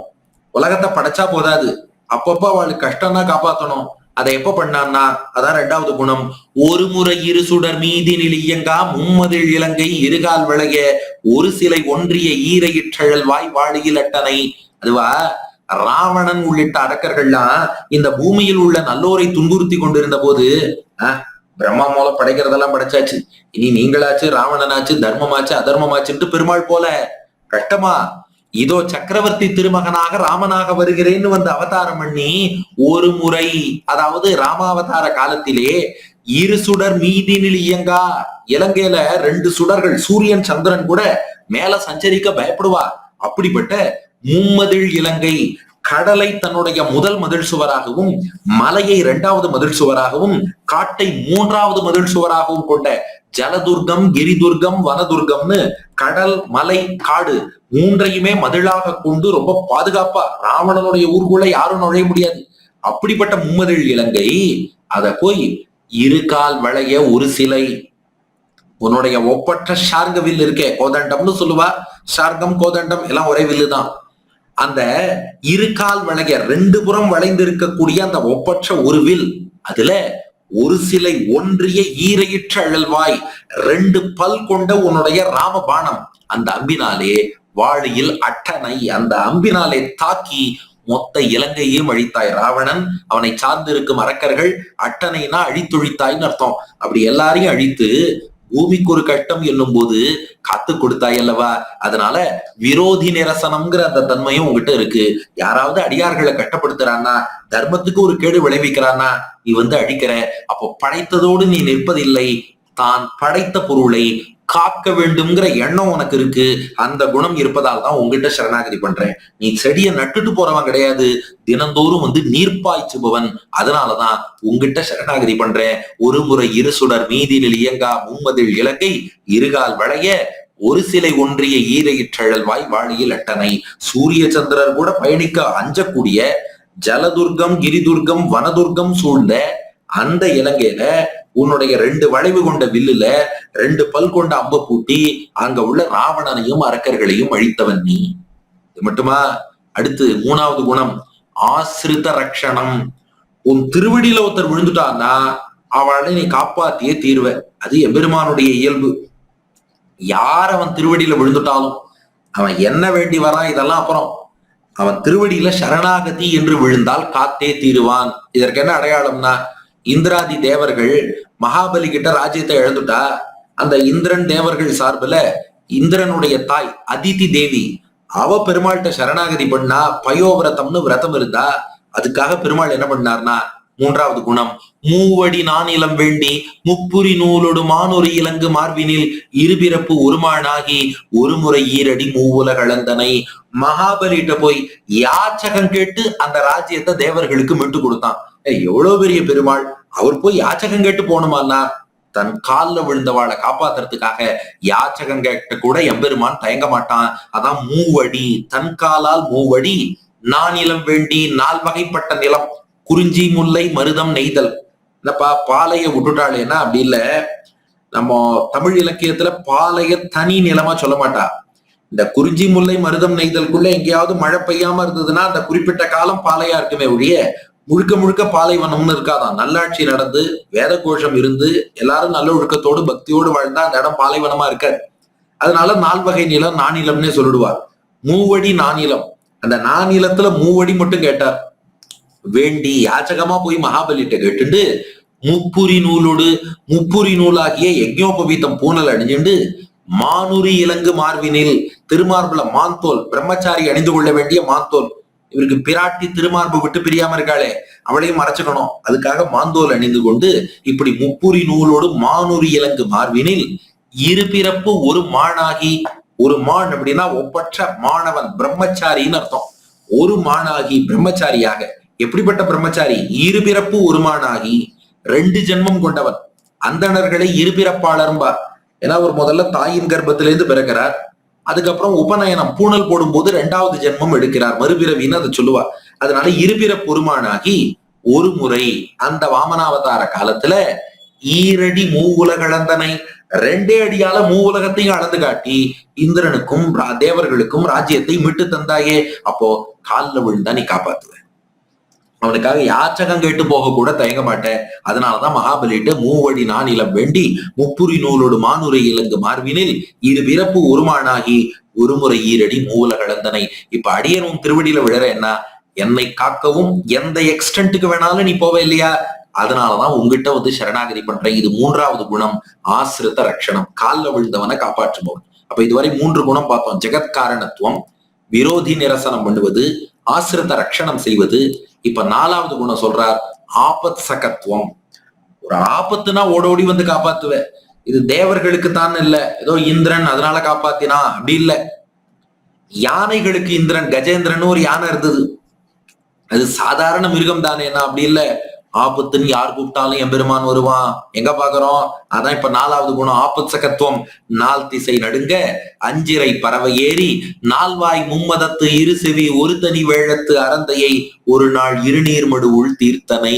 அந்த கஜேந்திரனுக்கு ஒரு ஆபத்து வந்த போது அந்த தாமரையை பறிக்க ஒரு குளத்தில் இறங்கிய அந்த யானை அதன் காலை முதலை கவ்விய போது 4 திசை நடுங்க, 4 திசைகளும் நடுங்கும்படி அஞ்சிரை பறவை ஏறி, 5ங்கிற எண்ணிக்கைக்காக அஞ்சிரைன்னு போட்டார். ஆனா பொருள் அங்க 5ன்னு அர்த்தம் இல்ல. அஞ்சிரைனா சிறை, அழகான சிறகு கொண்ட அஞ்சிரை பறவை ஏறி, அழகான சிறகு கொண்ட கருடன் மீது ஏறி 4 வாய் மும்மதத்து இரு செவி ஒரு தனி வேழத்தரந்தையை, அந்த யானையை போய் காப்பாத்தின. எப்படிப்பட்ட யானை? 4 வாய், தொங்குகின்ற வாய், மும்மதத்து 3 இடத்துல இருந்து யானைக்கு மதநீர் வருமா. 2 கண் பின்புறம், 3 இடத்துல இருந்து மதநீர் வரக்கூடிய, இரு செவி 2 காதுகள் கொண்ட ஒரு தனி வேழம், ஒப்பற்ற ஒரு யானை. இது என்னது? திருமங்கை ஆழ்வார் யானையை போய் வர்ணிச்சுட்டு இருக்காருன்னா இதுக்கு ஆச்சாரியர்கள் ரொம்ப சுவையார்த்தம் சொல்றா. பெருமாள் ஓடி வந்து முதலை அழிச்சு யானையை காப்பாத்தினாராம். காப்பாத்திட்டு அதோட 4 வாயை தடவி பார்த்தாராம். அப்பா அவன் தொங்குகின்ற வாய்க்கு ஒண்ணாகலையே. மும்மதத்து 3 இடத்துல மதம் உருவாகுமே, அங்க ஒண்ணாகலையே. இரு செவி 2 காதுல ஒண்ணும் காயம் இல்லையே. ஒரு தனி வேழத்து, அந்த ஒப்பற்ற ஒரு யானையின் திருமேனியின் ஓரோ ரங்கத்தையும் தொட்டு தொட்டு நன்னா இருக்கா நன்னா இருக்கான்னு தடவி பார்த்தாராம். அதான் 4 திசை நடுங்க அஞ்சிரை பறவை ஏறி 4 வாய் மும்மதத்து இரு செவி ஒரு தனி வேழத்து அறந்தையை, அறந்தைனா துன்பம், ஆபத்து, கஷ்டம்னு அர்த்தம். அந்த அறந்தையை கட்டத்தை ஒரு நாள், அந்த ஒப்பற்ற ஒரு நாள், கஜேந்திர மோட்சம் நடைபெற்ற நாள்ல இருநீர் மடுவுள், விசாலமான நீர் நிறைந்த அந்த மடுவிலே தீர்த்தனை, நீ அந்த கஷ்டத்தை தீர்த்து வைத்து யானையை காப்பாத்தின இல்லையா. அப்போ ஒரு யானை ஆபத்துன்னு கூப்பிடும் போது ஓடோடி வரேன்னா, எங்களுக்கு ஆபத்துன்னு கூப்பிட்டாலும் நீ வரக்கூடியவன் தானே. ஆபத் சகத்துவங்கிற குணம் இருக்கோ இல்லையோ, அதனாலதான் உங்ககிட்ட சரணாகதி பண்றேன். இது மட்டும் இல்ல, எம்பெருமான் எப்படிப்பட்டவன்னா பலதாத்தா, அதாவது பலன் அளிப்பவன் அவன் தான். நம்ம கர்மயோகம் பண்ணாலும், ஞான யோகம் பண்ணாலும், பக்தி யோகம் பண்ணாலும், சரணாகதி பண்ணாலும் அல்டிமேட்டா அதுக்கு பலன் பெருமாள் தான் கொடுக்கணும். ஒரு சிலர் நினைச்சுப்பா நம்ம எல்லாம் சரணாகதி பண்றோம், நமக்கு பெருமாளே மோட்சம் கொடுத்துருவார். பக்தி யோகம் பண்றவாளுக்கு பக்தி யோகமே மோட்சம் கொடுக்கும். பக்தி யோகம் எப்படி மோட்சம் கொடுக்கும்? நாம செய்யற ஆக்டிவிட்டி பலன் கொடுக்காது, அந்த ஆக்டிவிட்டிக்கு உகந்து பெருமாள் தான் பலன் கொடுக்கணும். இது ஞாபகம் வச்சுக்க ஒரு கதை சொல்றேன்.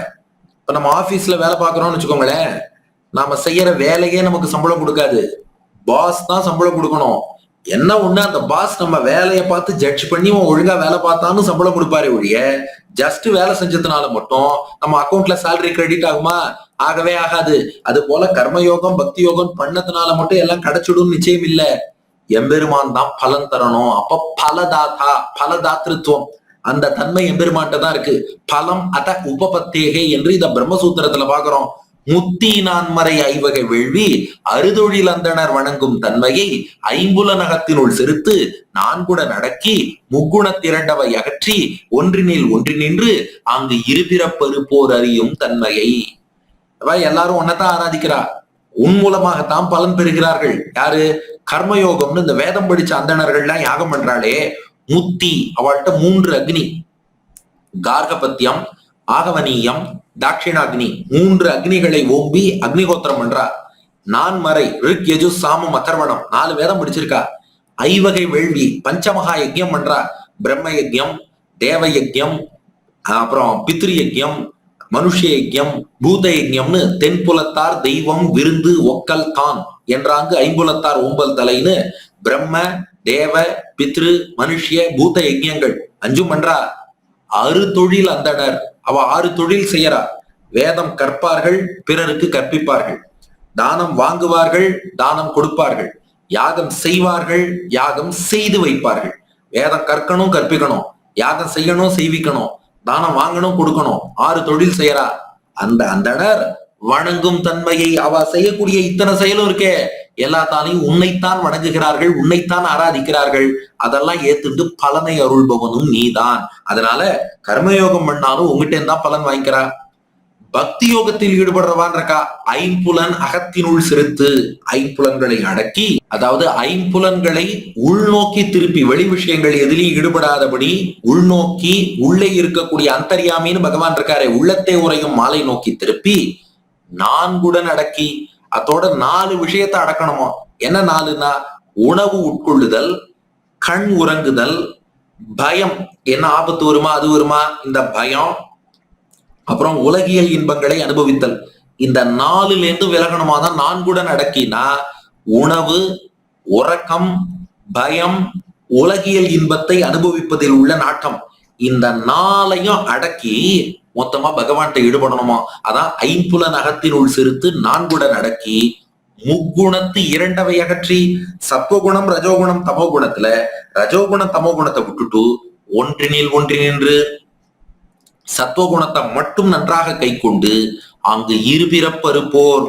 இருபிறப்புன்னா பெரிய பிறப்புன்னு அர்த்தம். ஏன்னா இந்த பிறப்பு இறப்பு சுழற்சி இருக்கே அது பாட்டுக்கு பெருசா போயிட்டே இருக்கு. அந்த இருபிறப்பு, அந்த பெரிய பிறவி சுழற்சி அதையே அறுக்கிறார்களே, அப்படிப்பட்ட பக்தி யோகிகள் அவர்கள் இருபிறப்பருப்போர் அறியும் தன்மையை, அவர்களும் உன்னைத்தான் அறிகிறார்கள். நீ உன்னை பற்றிய ஞானத்தை அவளு கொடுத்தது பக்தியாக உருவெடுக்கும்படி பண்ணி அவர்களுக்கு மோட்சம் தர. அப்ப பக்தி யோகத்தில் ஆராதிப்பவரும் உன்னைத்தான் ஐம்புலன்களை அடக்கி 4 விதமான அடக்கம் அதெல்லாம் கடைபிடித்து, அதுக்கப்புறம் 3 குணங்கள்ல 2 விலக்கி சத்துவகுணம்னு 1 வச்சுட்டு அதுல ஒன்றி நின்று அதுக்கப்புறம் இருபிறப்பை வெல்கிறார்களே, அவளும் உன்னைத்தான் ஆராதிக்கிறா. அப்படின்னா என்ன விஷயம்னா, இந்த கர்மயோகம் பண்றவாளுக்கும் நீதான் பலன் தர, பக்தி யோகத்துல ஈடுபடுறவாளுக்கும் நீதான் பலன் தர. அப்ப நீயே கத்தின்னு சரணாகதி பண்றோமே, எங்களுக்கு நீ எவ்வளவு பெரிய பலன் கொடுக்கணும். அந்த இந்திரனுக்காக லோகத்தெல்லாம் அளந்தேன்னு பாக்குறோம். ஏதேதோ பிரயோஜனாந்தரம், உன்னை தவிர மற்ற விஷயங்களை வேண்டி வரும் இந்திரனுக்காக லோகத்தையே அளக்கிறேன்னா, உன்னையே வேண்டி வரும் எனக்காக நீ எவ்வளவு பண்ணணும். மற்ற உபாயத்தால் உன்னை அடையலாம் நினைக்கிறவாளுக்கே இவ்வளவு பலன் கொடுக்கிறேன்னா, உன்னை கொண்டே உன்னை அடையணும்னு வந்த எனக்கு எவ்வளவு பலன் தரணும். அதனால பலதாத்தா, பலன் தருபவன் நீதான் என்பதை இங்கே வலியுறுத்தி காட்டினார் திருமங்கை ஆழ்வார். மேல 6வது குணம் பரத்துவம். பரத்துவம்னா ரொம்ப பெரியவர்னு அர்த்தம். யார் ரொம்ப பெரியவரா இருக்காரோ அவர்கிட்ட தான் சரணாகதி பண்ணணும். சும்மா சின்னவர்கிட்ட எல்லாம் போய் பண்ணக்கூடாது. இவன் தான் பெரியவன். எவ்வளவு பெரியவன்னா 6வது குணம் பாருங்க, முக்கண் நாள் தோள் ஐவாய் அறவோடு ஆறு பொதி சடையோன் அறிவரும் தன்மை பெருமையுள் நின்றனை.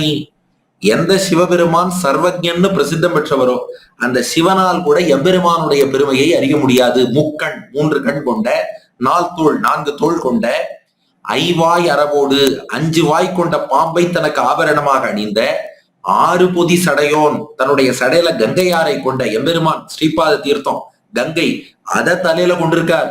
பெருமாள் ஸ்ரீபாத தீர்த்தத்தை தலையில் கொண்டிருந்தாலும் கூட அந்த 6 பொதி சடையோன் அறிவரும் தன்மை பெருமையுள் நின்றனை, அவராலும் கூட அறிந்து கொள்ள முடியாத அளவுக்கு பெருமை பெற்றவனாக நீ இருக்கிறாய்.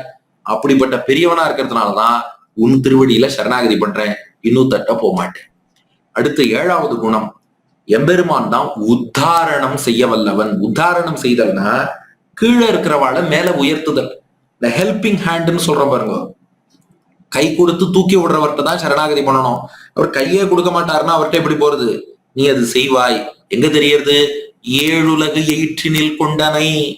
7 உலகும், அதாவது வராக அவதாரத்துல பூமியானது பிரளய கடலுக்கு கீழே மூழ்கி கிடந்த போது உன்னுடைய கோரை பல்லால் பூமியை எப்படி இழந்தெடுத்து மீட்டு கொடுத்தாயே, அதைத்தான் 7 உலகு எயிற்றினில் கொண்டனை. எயிறு அப்படின்னா கோரை பல்லுன்னு அர்த்தம். பன்றி என்ன பண்ணும்னா இந்த கோரைக்கிழங்க கோரைப்பல்லால குத்தி அப்படி மேல எடுத்து கொண்டு வந்துரும். அது போல நீ என்ன செய்தாய்னா 7 உலகுக்கும் ஆள்பவளாக இருக்கக்கூடிய பூமாதேவின்னு புரிஞ்சுக்கணும். அப்புறம் நாம உடனே அதுல ஒரு டவுட், இப்ப டவுட் கேட்கறதுங்கிறது ஒரு பெரிய விஷயமா போயிடுது. சார், ஒரு உலகத்தை தானே பெருமாள் மீட்டார், 7 உலகம் அப்படின்னு இருக்கேன்னா 7 உலகத்தையும் ஆளக்கூடிய பூமாதேவி தாயார்னு புரிஞ்சுக்கணும். அதனால 7 உலகு அந்த பூமியை எயிற்றினில் கோரைப்பல்லிலே கொண்டனை கொண்டு மீட்டாய் அல்லவா. அந்த பூமி தாயார பிரளய கடல்ல இருந்து மீட்ட மாதிரி பிறவி கடல்ல இருந்தும் உதாரணம் பண்ணி எங்களை நீ தான் மீட்கணும். அப்படி மீட்க வல்லவன். அதனாலதான் உங்ககிட்ட சரணாகதி பண்றேன், 7 உலக ஈற்றினில் கொண்டனை. அப்புறம் 8வது குணம், சர்வ போக்கியத்துவம். யார்கிட்ட சரணாகதி பண்றோமோ அவர் ரொம்ப இனியவராக, பிளசண்டா, போக்கியமா இருக்கணும். அப்படி இனிமையா இருந்தாதான் நம்ம போய் அவர்கிட்ட சரணாகதி பண்ண முடியும். அவரே கடுகடுன்னு இருந்தா இவன் அப்படி இல்லை. கூறிய அறுசுவை பயனுமாயினை, எனக்கு அறுசுவையே நீதான் தர், அவ்வளவு போக்கியமா இருக்க. கூறிய அறுசுவை பயனுமாயினை, அறுசுவையின் இன்பமாக நீயே ஆகிவிட்டாய். அது எப்படி பெருமாள் ஆவார் அப்படின்னா, நமக்கு அறுசுவைனா இனிப்பு, கசப்பு, புளிப்பு, கார்ப்பு, உப்பு, துவர்ப்பு, இதுதானே அறுசுவை. ஆனா திருமங்கை ஆழ்வாருக்கு எது அறுசுவைனா 5 ஆயுதங்களும் அந்த 5 ஆயுதங்கள்ல ஏந்திய அமுதனும் இவர் தான் 6 சுவையாம். உனக்கு 6 சுவை தானே வேணும், அதுக்கு எதுக்கு இனிப்பு, கசப்பு, கார்ப்பெல்லாம்? பெருமாள் பிளஸ் அவருடைய பஞ்சாயுதங்கள் 6 சேர்ந்தா 6 சுவை. அப்படி சர்வ போக்கியத்துவம் கூறிய அறுசுவை பயணமாயினை. அடுத்து 9வது குணம், ஆயுத விசிஷ்டனா இருக்கணும். அதாவது திவ்யாயுதங்கள் தரிச்சிருக்கணும். அப்பதானே ஒரு ஆபத்துன்னா அந்த ஆயுதத்தை எடுத்து காப்பாத்துவார் இல்லையா. அதான் சுடர்விடும் ஐம்படை அங்கையுள் அமர்ந்தனை.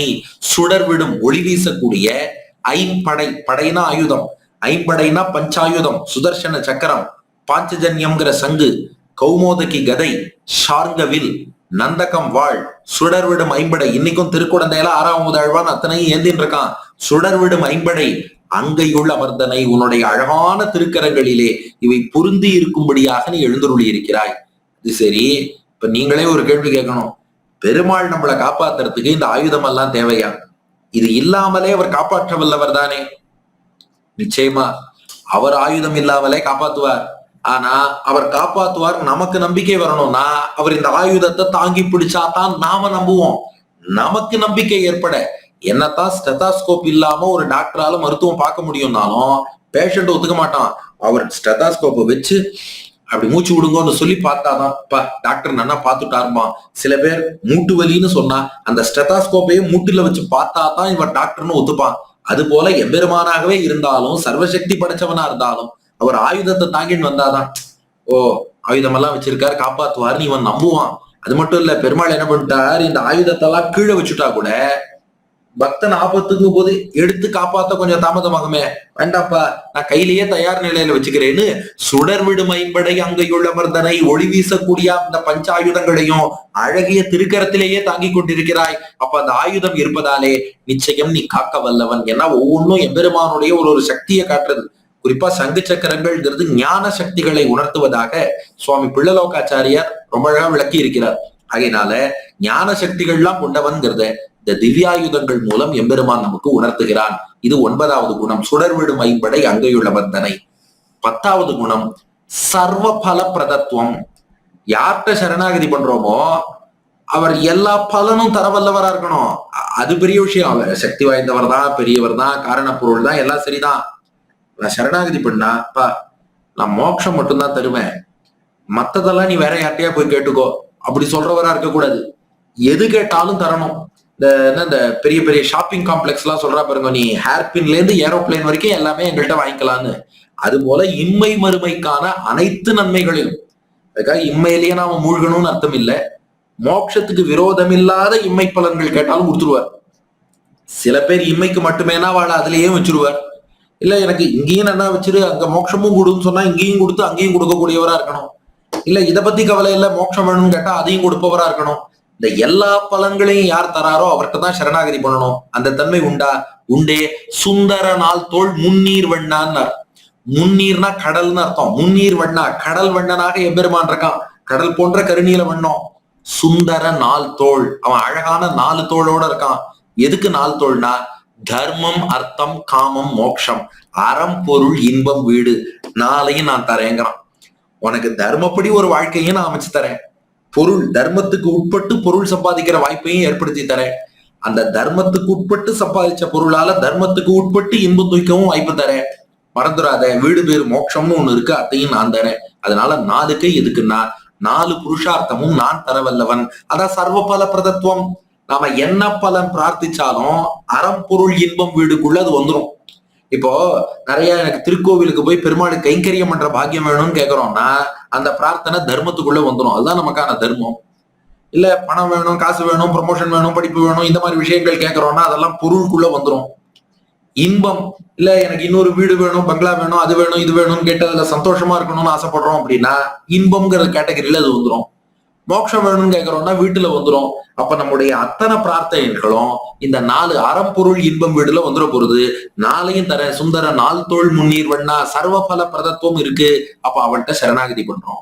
அடுத்தது 11வது, இதுதான் முக்கியமான குணம்.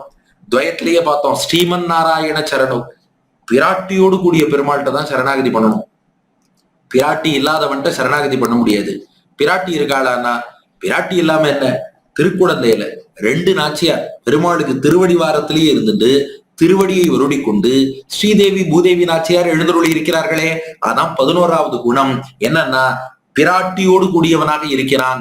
நின் ஈரடி ஒன்றிய மனத்தால் ஒருமதி முகத்து மங்கையர் இருவரும் மலரென அங்கையில் முப்பொழுதும் வருட அரிதுயில் அமர்த்தனை. நின் ஈரடி உன்னுடைய 2 திருவடிகளிலே ஒன்றிய மனத்தால் மனசு ஒன்றி போய் ஒரு மதி முகத்து ஒப்பற்ற சந்திரன் போல் முகம் படைத்த மங்கையர் இருவரும் ஸ்ரீதேவி பூதேவி தாயார் 2 பேரும் மலரென அங்கையில் தங்கள் மலர் போன்ற திருக்கரத்தாலே முப்பொழுதும் வருட கடந்த காலம் நிகழ்காலம் எதிர்காலம் முக்காலங்களிலும் உன் திருவடிகளை வருடிக்கொண்டே இருக்க அரிதுயில் அமர்த்தனை. நீ யோக நிதிரையிலே பள்ளி கொண்டிருக்கிறாய். இது பாருங்க, பெருமாளுடைய துயிலுக்கு அரி துயில்னு பேரு. பாக்குறதுக்கு துயில்வது போல இருப்பாராம், ஆனா அறிவோட முழிச்சுட்டு இருக்கார், அது அரி துயில். நாமெல்லாம் எப்படின்னா துயில் அறிவு. நம்ம அறிவோட முழிச்சுட்டு இருக்காப்புல இருக்கோம், நம்ம உள்ளுக்குள்ள தூங்குவோம். முழிச்சுட்டு இருக்காப்புல இருந்து தூங்கினா அது துயில் அறிவு, தூங்கிட்டு இருக்காப்புல இருந்துன்னு முழிச்சுட்டு இருந்தா அது அரி துயில். அதனால அரி துயில் அமர்ந்தனை. ஸ்ரீதேவி பூதேவின் 2 நாச்சியார் திருவடியை வருடின்னு இருக்கா, பிரச்சனையே இல்லை. நமக்கு புருஷகாரம் பண்ணி பரிந்துரை செய்து நம்மள பெருமாளோட சேர்த்து வச்சிருவா. அடுத்து 12வது தன்மை, ஆராதனைக்கு எளியவனாக இருக்கணும், சுலப ஆராத்தியனாக இருக்கணும். ஏன்னா எல்லாம் சரிதான், சரணாகதி பண்றோம், பலன் தரார், தாயார் இருக்கா. திருவாராதனம் பண்ணணும்னா பெருமாளுக்கு அப்படியாப்பா எனக்கு தினமும் ஒரு கௌஸ்துபமணி கொண்டு வந்து எனக்கு சாத்துன்னு சொன்னா கௌஸ்துபமணிக்கு நாம எங்க போக முடியும்? அது பார்க்கடல்ல இருந்து வந்தது. நாம இத்தினூட்டு புஷ்பம் கொடுத்தாலும் ஏத்துக்கிறவரா இருக்கணும் இல்லையா? அந்த மாதிரி எளிமையாக ஆராதிக்க முடியுமான்னா ஏன் முடியாது? நெறிமுறை 4 வகை வருணமும் ஆயினை. அதற்காகத்தான் இதை சொன்னார் திருமங்கை ஆழ்வார். நெறிமுறை 4 வகை வருணமும், 4 வருணம்னு பிரிச்சு அவரவருக்கு வாழ்க்கை முறைன்னு எம்பெருமான் ஏற்படுத்தினானே. எதுக்குன்னா அந்த வர்ணாசிரம தர்மத்தை நீ சரியா பண்ணனா அதையே எனக்கு திருவாராதனமா ஏத்துக்கிறேன்ட்டான். இது பகவத்கீதையிலும் கண்ணன் சொன்ன விஷயம். பகவத்கீதையில 9ஆம் அத்தியாயத்துல 28வது ஸ்லோகத்துக்கான பாஷ்யத்துல எம்பெருமானாரே இது சாதிக்கிறார். ததேவம் லௌகிகானி ஷரீர தாரணார்த்தானி நித்திய நைமித்திகானி வைதிகானி ச கர்மாணி சர்வாணி மத அர்ப்பணம் குருவன். எல்லாத்தையும் பெருமாளுக்கு அர்ப்பணிச்சு அவருக்கு திருவாராதனம்னு பண்ணு. நாம செய்யக்கூடிய வர்ணாசிரம தர்மம் நமக்குன்னு என்ன விதிக்கப்பட்டிருக்கோ அதையே அவரவருடைய வாழ்க்கை முறையை வகுத்து கொடுத்து அதன் மூலமே தன்னை ஆராதிக்க வழி காமிச்சிட்டோம். அவரவர் ஸ்வதர்மத்தை சரியா பண்ணா ஸ்வகர்மனா தம் அபியர்ச்சிய சித்திம் விந்ததி மாணவகா. கர்மானுஷ்டானமே பெருமாளுக்கு பண்ற திருவாராதனம் தான். அதனாலதான் நம்ம சம்பிரதாயத்துல கார்த்தால தீர்த்தம் ஆடுறோமே, எதுக்குப்பா தீர்த்தம் ஆடுறோம்னா அது நம்ம அழுக்கெல்லாம் போகணுங்கிறதுக்காக கிடையாது. அடுத்து பெருமாளுக்கு திருவாராதனம் பண்ணணும். திருவாராதனம் பண்ணும்போது நாம பெருமாளுக்கு இனிமையா பிளசண்டா இருக்கணும். ஒரே துர்நாற்றத்தோட பெருமாள்கிட்ட போனா அவருக்கு பிடிக்காது. அதுக்காக நான் ஸ்நானம் பண்றேன். அதுவும் திருவாராதனத்துக்கு தான் அங்கம். சந்தியாவந்தனம் ஏன் பண்றோம்னா, இல்ல சந்தியாவந்தனம் பண்ணலைன்னா தீட்டு, அந்த தீட்டோட பெருமாளுக்கு திருவாராதனம் பண்ணக்கூடாது. திருவாராதனம் பண்றதுக்கான தகுதிங்கிறதுக்காக அதுக்கு அங்கமாகத்தான் சந்தியாவந்தனம் பண்றோம். அப்படியா? சரி, ஆபீஸ்ல போய் வேலை பார்க்கறாளே எதுக்குன்னா, அது பெருமாளுக்கு தளிகை சமர்ப்பிக்கணும், பெருமாளுக்கு மத்த கைங்கரியம் இதெல்லாம் பண்ணணும், அதுக்கு பொருள் வேணுமோ இல்லையோ, அதை சம்பாதிக்கிறதுக்காக ஆபீஸ் போறேன். அதுக்காக ஆபீஸ்க்கு போய் பணம் சம்பாதிச்சுன்னு வந்து அதையும் பெருமாள் திருவாராதனத்துக்கு தான் பயன்படுத்துறேன். சரி, சாப்பிட்றியப்பா எதுக்குப்பாண்ணா? எதுக்கு சாப்பிட்றோம்னா பெருமாளுக்கு திருவாராதனம் பண்ணணும், அதுக்கான தெம்பு வேணும் சாப்பிட்றோம். இல்ல, இன்னும் ஆழமா போனா ஆத்துல இருக்கிற பெருமாளுக்கு பிரசாதம் கண்டருளை பண்ணிட்டோம். அந்தர்யாமின்னு ஒரு பெருமாள் நமக்குள்ளேயே இருக்கார், அவருக்கு பிரசாதம் கண்டருளை பண்ணணும். அந்த அந்தர்யாமி ஆராதனம் தான் சாப்பாடு. அதனாலதான் பிரசாதம் உட்கொள்வதை நல்ல விஷயம் தெரிஞ்சவா அந்தர்யாமி ஆராதனம் பா, அதுவும் பெருமாளுக்கு திருவாராதனம். சரி, ராத்திரி தூங்குறியே எதுக்குன்னா, நாளைக்கு ஃப்ரெஷ்ஷா பெருமாளுக்கு கைங்கரியம் பண்ணணும்னா இன்னைக்கு தூங்கினா தானே முடியும். அப்போ எல்லாத்தையுமே பெருமாளுக்கு திருவாராதனம்னு பண்ணு. அவனும் ஏத்துக்க தயாரா இருக்கான். நெறிமுறை 4 வகை வருணமும் ஆயினை. அவரவருடைய வர்ணாசிரம தர்மம் அத்தனையுமே தனக்கு திருவாராதனம்னு அமைத்து கொடுத்தவன் எம்பெருமான். அதனால சுலபாராத்தியன், ரொம்ப எளிமையாக ஆராதிச்சுடலாம். அப்படியா? சரி, எல்லாம் சரி. நான் இவர் சரணாகதி பண்ணா காப்பாத்துவாருங்கிறதுக்கு ஏதாவது உத்தரவாதம் உண்டா? நம்ம எதா இருந்தாலும் அது கேட்டுக்கிறோம், கன்ஃபர்மேஷன், கேரண்டி, அந்த மாதிரி ஏதாவது உண்டா? உண்டு. அதான் 13வது குணம், ஜெகத் ஷரீரத்துவம். இந்த உலகத்தையே உடலாக கொண்டு உள்ள உயிரா இருக்கான். அதான் மேதகும் ஐம்பெரும் பூதமும் நீயே. இந்த உயர்ந்த ஐம்பூதங்கள், நிலம் நீர் காற்று நெருப்பு வானம்ங்கிறோமே, எல்லாம் நீயேன்னு. நீ என்ன பெருமாளே அதுன்னு அர்த்தம் இல்ல. நிலம் நீர் காற்று நெருப்பு வானத்தெல்லாம் தனக்கு சரீரமா உடலா கொண்டு உள்ளுக்குள்ள உயிராக எம்பெருமான் இருக்கிறான். உடல் மிசை உயிர் என கரந்தெங்கும் பரந்துள்ளன். அப்படியே இது பிருகதாரண்யக உபனிஷத்து. எஸ்ய பிருத்திவி சரீரம், எஸ்ய தேஜஸ் சரீரம், எஸ்ய ஆபஸ் சரீரம், எஸ்ய தமஸ் சரீரம், எஸ்ய ஆகாஷ சரீரம், எல்லாம் எம்பெருமானுக்கு சரீரம். உள்ளுக்குள்ள ஆத்மாவா அவன் இருக்கான். இப்போ இதுக்கும் சரணாகதி பண்ணா காப்பாத்துவாருங்கிற உத்தரவாதத்துக்கும் என்ன தொடர்பு அப்படின்னு கேட்கிறீர்களா? ஒண்ணும் இல்ல. இந்த ஐம்பூதங்கள் எப்படி பெருமாளுக்கு சரீரமோ அது போல நாமும் பெருமாளுக்கு சரீரமா இருக்கும். இந்த உடம்புக்குள் ஜீவாத்மா இருப்பது போல ஜீவாத்மாவை உடலாக கொண்டு ஜீவாத்மாவுக்குள் பரமாத்மா எம்பெருமான் இருக்கான். இப்ப இப்படி யோசிச்சு பாருங்க, என் உடம்புல ஒரு அழுக்கு இருக்குன்னா அதை யார் போக்கணும்? நான் தான் போக்கணும். பெருமாளுக்கு சரீரமா இருக்கும் ஜீவாத்மால ஒரு அழுக்கு இருக்கு, பாப்பம் இருக்குன்னா யார் போக்கணும்? பெருமாள் தான் போக்கணும். மீண்டும் சொல்கிறேன், இது முமுட்சுப்படியில சரமஸ்லோக பிரகரணத்துல சுவாமி பிள்ளலோகாச்சாரியார் காட்டின விஷயம்தான். நம்ம உடம்புல ஒரு அழுக்கு இருக்குன்னா நாம தான் போக்குறோம். இந்த ஜீவாத்மா பெருமாளுக்கு உடம்புன்னு சொல்லியாச்சு. அப்ப ஜீவாத்மாவை பிடித்த பாபம்ங்கிற அழுக்கு போக்க வேண்டியது யார் பொறுப்பு? பெருமாளோட பொறுப்பு. அவ்வளவுதான். இதை புரிஞ்சுனுட்டா சரணாகதி. இதை புரிஞ்சுக்காம தான் நம்ம சிக்கல்ல சிக்கின்னு இருக்கோம். ஆகையினால அவன் உடம்பில் உள்ள அழுக்க அவன் போக்கிடுவான். மேதகம் ஐம்பெரும் பூதமும் நீயே. ஐம்பூதங்கள் உனக்கு சரீரம், நீயே என்னும்படியாக உனக்கு சரீரமா நீ இட்ட வழக்கா இருக்கு. நானும் உனக்கு சரீரம், உன் சரீரத்தை நீ காப்பாத்த போற. அதனால இதுதான் கேரண்டி, இதுதான் உத்தரவாதம். மேதகம் ஐம்பெரும் பூதமும் நீயே. ஆனா ஒண்ணு, பெருமாள் காப்பாத்துறேன்னு வந்தாலும் நிறைய தடங்கள்லாம் வருது. அந்த தடையெல்லாம் போக்குவாரான்னா அதுவும் போக்குவார். தடைகளை போக்குபவன். அதான் 14வது குணம், அறுபத முரலும் கூந்தல் காரணம் ஏழ்விடை அடங்க செற்றனை. இவர் என்ன பண்ணார்னா, அறுபதம்னா வண்டுன்னு அர்த்தம், 6 கால் கொண்ட வண்டு. அறுபத முரலும் கூந்தல், வண்டுகள் மொய்க்கக்கூடிய கூந்தல் கொண்டவள் நப்பின்னை பிராட்டி. அந்த நப்பின்னைய திருக்கல்யாணம் பண்ணிக்கணும்னா அந்த நப்பின்னையின் தந்தை, அதாவது யசோதையின் சகோதரன் கும்பன், அந்த கும்பன் மகள் தான் நப்பின்னை, கிருஷ்ணனுக்கு மாமா பொண்ணு. அந்த கும்பன் 7 காளை அடக்கினாதான் நப்பினைய திருக்கல்யாணம் பண்ணிக்கலாம்னா கண்ணன் என்ன பண்ணா, அறுபத முரலும் கூந்தல் காரணம், வண்டு மொய்க்கும் கூந்தல் கொண்ட நப்பின்னை காரணமாக 7 விடை, விடைனா காளமாடு, 7 விடை அடங்க செற்றனை, அந்த 7 காளைகளையும் அடக்கி நப்பினைய திருக்கல்யாணம் பண்ணிட்டான். அப்படின்னா என்ன அர்த்தம்னா, இந்த ஜீவாத்மாவை ஏற்றுக்கொள்ளும் போதும் 7 விதமான அவஸ்தைகள் தடையா இருக்கான். அது என்ன 7 அவஸ்தை? கர்ப்பம், ஜென்மம், பால்யம், யௌவனம், ஜரா, மரணம், நரகம். கர்ப்பம், தாயின் வயிற்றுல கர்ப்பவாசம் பண்றோம். அதுக்கப்புறம் ஜென்மம்னு பிறக்கிறோம், பால்யம்னு குழந்தை பருவம், யௌவனம்னு வாலிப பருவம், ஜரானா வியாதி முதுமை, மரணம்னா மரணம் அடைவது, நரகம் அப்புறம் செஞ்ச பாபத்துக்கு நரகத்துல போய் கஷ்டப்படுறோம். அப்புறம் என்ன ஆகும்னா மறுபடியும் ரிப்பீட், மறுபடியும் தாயின் கர்ப்பம், ஜென்ம பிறக்கிறோம், பால்ய குழந்தை பருவம், யௌவன வாலிப பருவம், ஜரா முதுமை வியாதி, மரண இறந்து போறோம், நரக மறுபடியும் நரகத்துக்கு போறோம், மறுபடியும் கர்ப்ப ஜென்ம பால்ய யௌவன ஜரா மரண நரக, இப்படியே சுத்தின்னு இருக்கோம். அங்க என்ன பண்ணா 7 காலை அடைக்கினான், நப்பினிய திருக்கல்யாணம் பண்ணிட்டான், நமக்கு இந்த 7 அவஸ்தைகளாகிய தடங்கல்களை போக்குறான், இந்த ஜீவாத்மாவையும் திருக்கல்யாணம் பண்ணிக்கிறான். அதனால எத்தனை தடைகள் தடங்கள் வந்தாலும் அதை அவன் போக்கிடுவான், கவலைப்பட வேண்டாம். சரி, அதெல்லாம் சரி. அந்த எம்பெருமானை இவன் தான் நாராயணன் நாம் எப்படி புரிஞ்சுக்கிறதுன்னா, அதுவா சாஸ்திரைக்க வேத்தியன். இதான் அடுத்து 15வது குணம்.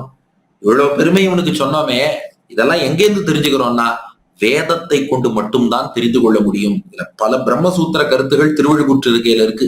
சாஸ்திர யோனித்வாத் என்று பிரம்மசூத்திரத்துல 3வது சூத்திரமாக வியாசர் அமைத்தார். அந்த கருத்தை தான் அறுவகை சமயமும் அறிவறு நிலையினைன்றார். அறுவகை சமயம் 6 விதமான கொள்கைகள் இருக்கு. சாங்கியர், உலூக்கியர், பௌத்தர், சாருவாக்கர், பாசுபதர், காணாதர். இந்த 6 பேராலும் எம்பெருமான என்னன்னு கூட புரிஞ்சுக்க முடியாது. வேதம் வேதாந்தத்தின் வழியில உபனிஷத் வழியில யார் வராளோ அவர்களால் மட்டும்தான். அதையும் நம்முடைய ஆழ்வார்கள், நம்முடைய நாதமுனி, ஆளவந்தார், எம்பெருமானார் உள்ளிட்ட ஆச்சாரியர்கள் எப்படி காட்டினாலோ அந்த வழியில வேதாந்தத்தை யார் புரிஞ்சின்றாளோ அவர்களை தவிர வேறு யாராலும் இவனை புரிந்து கொள்ள முடியாது. அதனால அறுவகை சமயமும் இந்த 6 விதமான சாங்கிய, உலூக்கிய, பௌத்த, சாருவாக்க, பாசுபத காணாதர்கள் அறிவறு நிலையினை, அறிவதற்கரிய நிலை கொண்டவன் கூட வேதத்தின் மூலமாக புரிஞ்சுக்கிறோம். இப்ப அடுத்து 16வது குணம். பிராட்டி பெருமாள் திருவடியை ஒருடுறா, புருஷகாரம் பண்றா, எல்லாம் சரிதான்.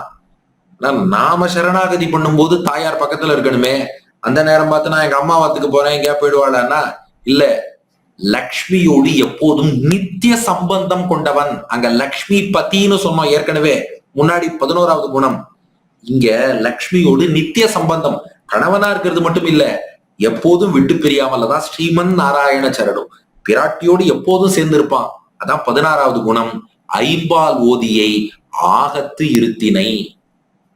பிராட்டியை எப்போதும் தன் திருமார்பிலேயே எழுந்தருள பண்ணி இருக்கிறான். பிராட்டி எப்படிப்பட்டவள்னா ஐம்பால் ஓதி, ஓதினா கூந்தல், ஐம்பால் ஓதினா 5 தன்மை கொண்ட கூந்தலை கொண்டவள். பிராட்டியின் கூந்தலுக்கு 5 தன்மைகளாம். என்னன்னா கருப்பா இருக்கும், மென்மையா இருக்கும், நறுமணம் வாசனையோடு இருக்கும், குளிர்ச்சியோடு இருக்கும், பார்ப்பதற்கு அழகா இருக்கும். கருமை, மென்மை, நறுமணம், குளிர்ச்சி, அழகு என்ற 5 தன்மைகள் கொண்ட கூந்தல். அதான் ஐம்பால் ஓதியை. ஆகம்னா திருமார்பு, ஆகத்து இருத்தினை, திருமார்பிலேயே எழுந்துருள பண்ணிட்டார். அகலகில்லேன் இறையும், இதை விட்டு போமாட்டேன்னு பிராட்டி அங்க இருக்கா.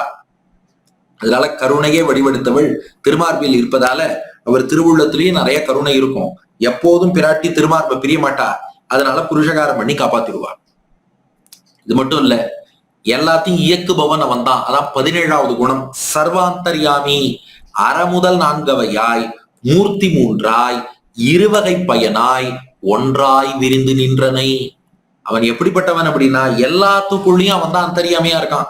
நீ எங்க போனாலும் நாராயணனை நாம விட்டுட்டு பிரியிறோம் அப்படின்னு அர்த்தமே இல்ல. பிராட்டியோடு எப்படி சேர்ந்து இருக்கானோ அது போல எல்லாரோடையும் அவன் சேர்ந்துதான் இருக்கான். எப்படி? அறமுதல் 4 தர்மார்த்த காம மோட்சமா, அதுக்குள்ளயும் அவன் தான் இருக்கான். மூர்த்தி 3 பிரம்மா விஷ்ணு ருத்ரனா, அவனே விஷ்ணுவா இருக்கான். பிரம்மா ருத்ரனுக்குள்ள அந்தர்யாமியா இருக்கான். இருவகை பயனாய், இருவகை பயன், சுகம் துக்கம், இன்பம் துன்பம்னு பாக்குறோமே, அதுக்குள்ளலாமும் அவன் தான் இருக்கான். நல்லது செய்யறவனுக்கு இன்பம் கொடுக்கறான், தப்பு பண்ணவனுக்கு துன்பத்தை கொடுக்கறான். ஒன்றாய் விரிந்து நின்றனை, ஒருவனாக, அதாவது ஒப்பற்ற ஒருவனாக எல்லாத்துக்குள்ளேயும் அந்தரியாமையா இருக்கான். ஆகையினால சர்வத்தையும் ஆள்பவன், எங்கும் நிறைந்த ஆல் பர்வேசிவாக எங்கும் பரவி இருப்பவன் அவன் ஒருவனே. இது 17வது குணம். நிறைவா 18வது குணம். இதெல்லாம் இருக்கு. அவருக்கு சௌலபியம் வேணுமே. சௌலபியம்னா ஆக்சசிபிலிட்டி. நாம் போய் அவரை அணுகணும்.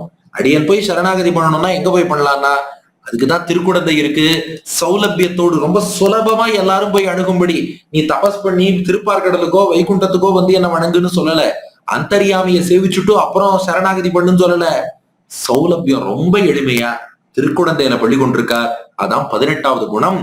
குன்றா மதுமலர் சோலை, எப்போதும் தேன் நிறைந்த மலர்கள் பூத்திருக்கக்கூடிய சோலைகள் சூழ்ந்த வன்கொடி படப்பை, வெற்றிலை தோட்டங்கள் நிறைந்த. கும்பகோணம் வெத்தலைன்னா ரொம்ப ஃபேமஸ் அந்த காலத்திலேயே.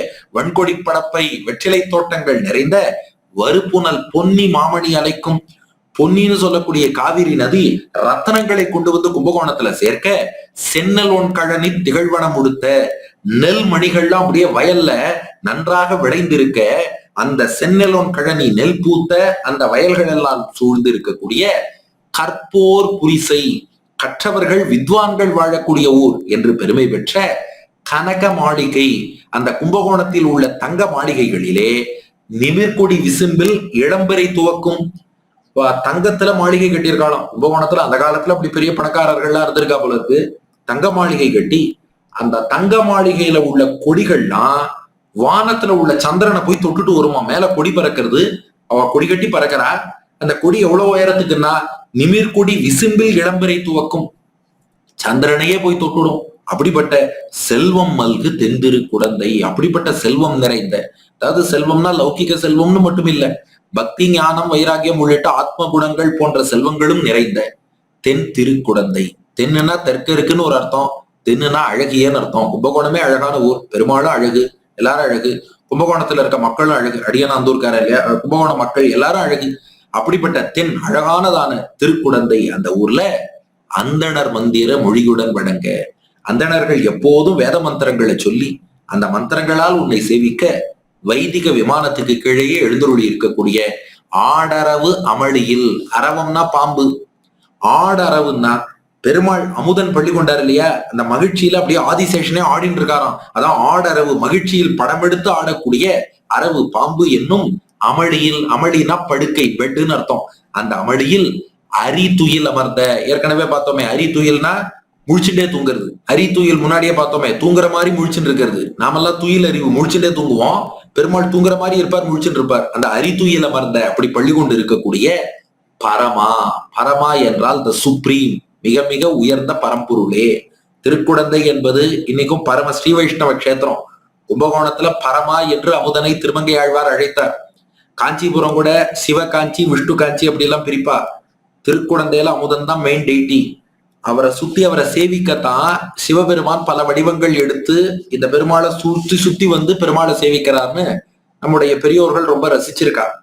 அதாவது துக்தாப்தேர் மதனாய தெய்வத கணஹா சோயம் பிரவருத்த புரா கும்பாந்தர் பகவன் பவந்தம் அகரோத்து ஆவாகிதம் தம் புனஹா அத்திர ஸ்தாபயதி ஸ்ம தத்ர ச பவம் சம்ரக்ஷகம் தம் யதாத் தேனைஷா கில கும்பகோண நகரி கும்பேஸ்வரோயம் பவஹா கும்பம் பூஜயித்தும் ச ரக்ஷிதுமமும் யோக்யம் புராரிம் யதாத் சர்வஜ்ஞம் திருதகங்கமேன மனகம் கும்பேஸ்வரோயம் யதஹ ஸ்வஸ்யாதோ பகுபிஸ் சமைக் கலயித்தும் பூஜாம் ச சாலாபதஹ சஞ்சாதோ பகுதா ஸ்வயம் ஹி பரித ஸ்வாம் கும்பகம் சேவதேன்னு நடுவுல 6வது ஆழ்வான் எழுந்தருளி இருக்கான். பின்னாடி கும்பேஸ்வரர் ஆகிய சிவபெருமான் இந்த பெருமாளுடைய பின்னழக சேவிச்சார். ஆக இந்த பெருமாளை சுத்தி சுத்தி வந்து எல்லா திசையிலையும் ரசிக்கணும்னு ஆசைப்பட்டார். அதனால சௌபரின்னு ஒரு ரிஷி 50 சரீரம் எடுத்த மாதிரி ஒரு கும்பேஸ்வரர் ஒரு சிவபெருமான். அவர் பல சரீரம் எடுத்துனாராம். கும்பேஸ்வரர், நாகேஸ்வரர், சோமேஸ்வரர், ஐராவதேஸ்வரர், காசி விஸ்வேஸ்வரர், தேனுபுரீஸ்வரர், பானபுரீஸ்வரர், இப்படி எல்லாம் பல பல வடிவங்கள் எடுத்துட்டு நடுவுல இருக்க அந்த 6வது ஆழ்வான சிவபெருமான் சுத்தி சுத்தி வந்து சேவிக்கிறார். அதனால கும்பகோணத்துல சிவன் கோவில் நிறைய இருக்கும், பெருமாள் கோவில் கம்மியா இருக்கும். அதுக்காக அது வைஷ்ணவ கஷேத்திரம் இல்லைன்னு அர்த்தம் இல்ல, பெருமாள் தான் மெயின் டெய்டி. சிவன் அவரை சுத்தி சுத்தி பல வடிவில சேவிக்கிறார்னு இது நம்ம பெரியோர்கள் பிரமாணத்தோடு காட்டின விஷயம். அதனால பரமா, திருக்குடந்தைக்கு பரமனாக இருப்பவன் நீதான். என்ன பண்ணணும்னா 18 குணங்கள் சொல்லிட்டேன். சரணாகதி பண்ணுபவனை காப்பதற்கு என்னென்ன குணங்கள் வேணும்னா, ஒண்ணு உலகத்துக்கே காரண பொருளா இருக்கணும். ஒரு பேருந்தி இருமலத்த விசில் ஒரு முறை அயனைகின்றனை. 2 விரோதிகளை போக்கணும். ஒரு முறை இருசுடர் மீதில் இயங்கா மும்மதில் இலங்கை இருகால் விளைய ஒரு சிலை ஒன்றிய ஈரையிற்றழ்வாய் வாடியில் அட்டனை. 3 ஆசிரிதர்களை காக்கணும். மூவடி நானிலம் வேண்டி முப்புரி நூலோடு மானூறு இலங்கு மார்பினில் இருபிறப் பொறுமானாகி ஒரு முறை ஈரடி மூவல கலந்தனை. ஆபத்துனா ஓடி வரணும், ஒரு யானைக்கு கூட வரணும். நால் திசை நடுங்க அஞ்சிரை பறவை ஏறி நால்வாய் மும்பத திருசெவி ஒரு தனி வேழ தரந்தையை ஒரு நாள் இருநீர் மடுவுள் தீர்த்தனை. அப்புறம் அவன்தான் பலன் தருபவனா இருக்கணும்.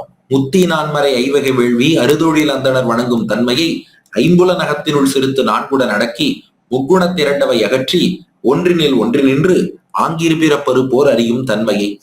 6 ரொம்ப பெரியவன், பரம்பொருளா இருக்கணும். முக்கண் நாள் தோள் ஐவாய் அறவோடு 6 பொதி சடையோன் அறிவரும் தன்மை பெருமையுள் நின்றனை. அப்புறம் மேல உயர்த்துபவனா இருக்கணும். 7 உலக ஈற்றிலில் கொண்டனை. ரொம்ப இனிமையா இருக்கணும். கூறிய அறுசுவை பயனும் ஆயினை.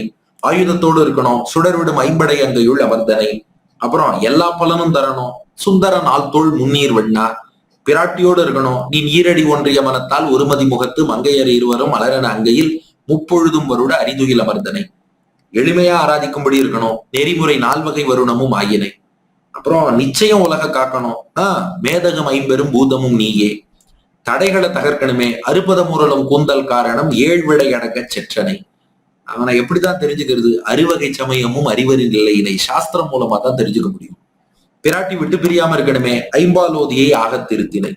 இல்ல அவன் எப்போதும் எல்லாரோடையும் அதே மாதிரி விட்டு பிரியாம இருப்பானா? ஏன் இருக்க மாட்டான்? அறமுதல் 4 அவையாய் மூர்த்தி 3ஆய் இருவகை பயனாய் ஒன்றாய் விருந்து நின்றனை.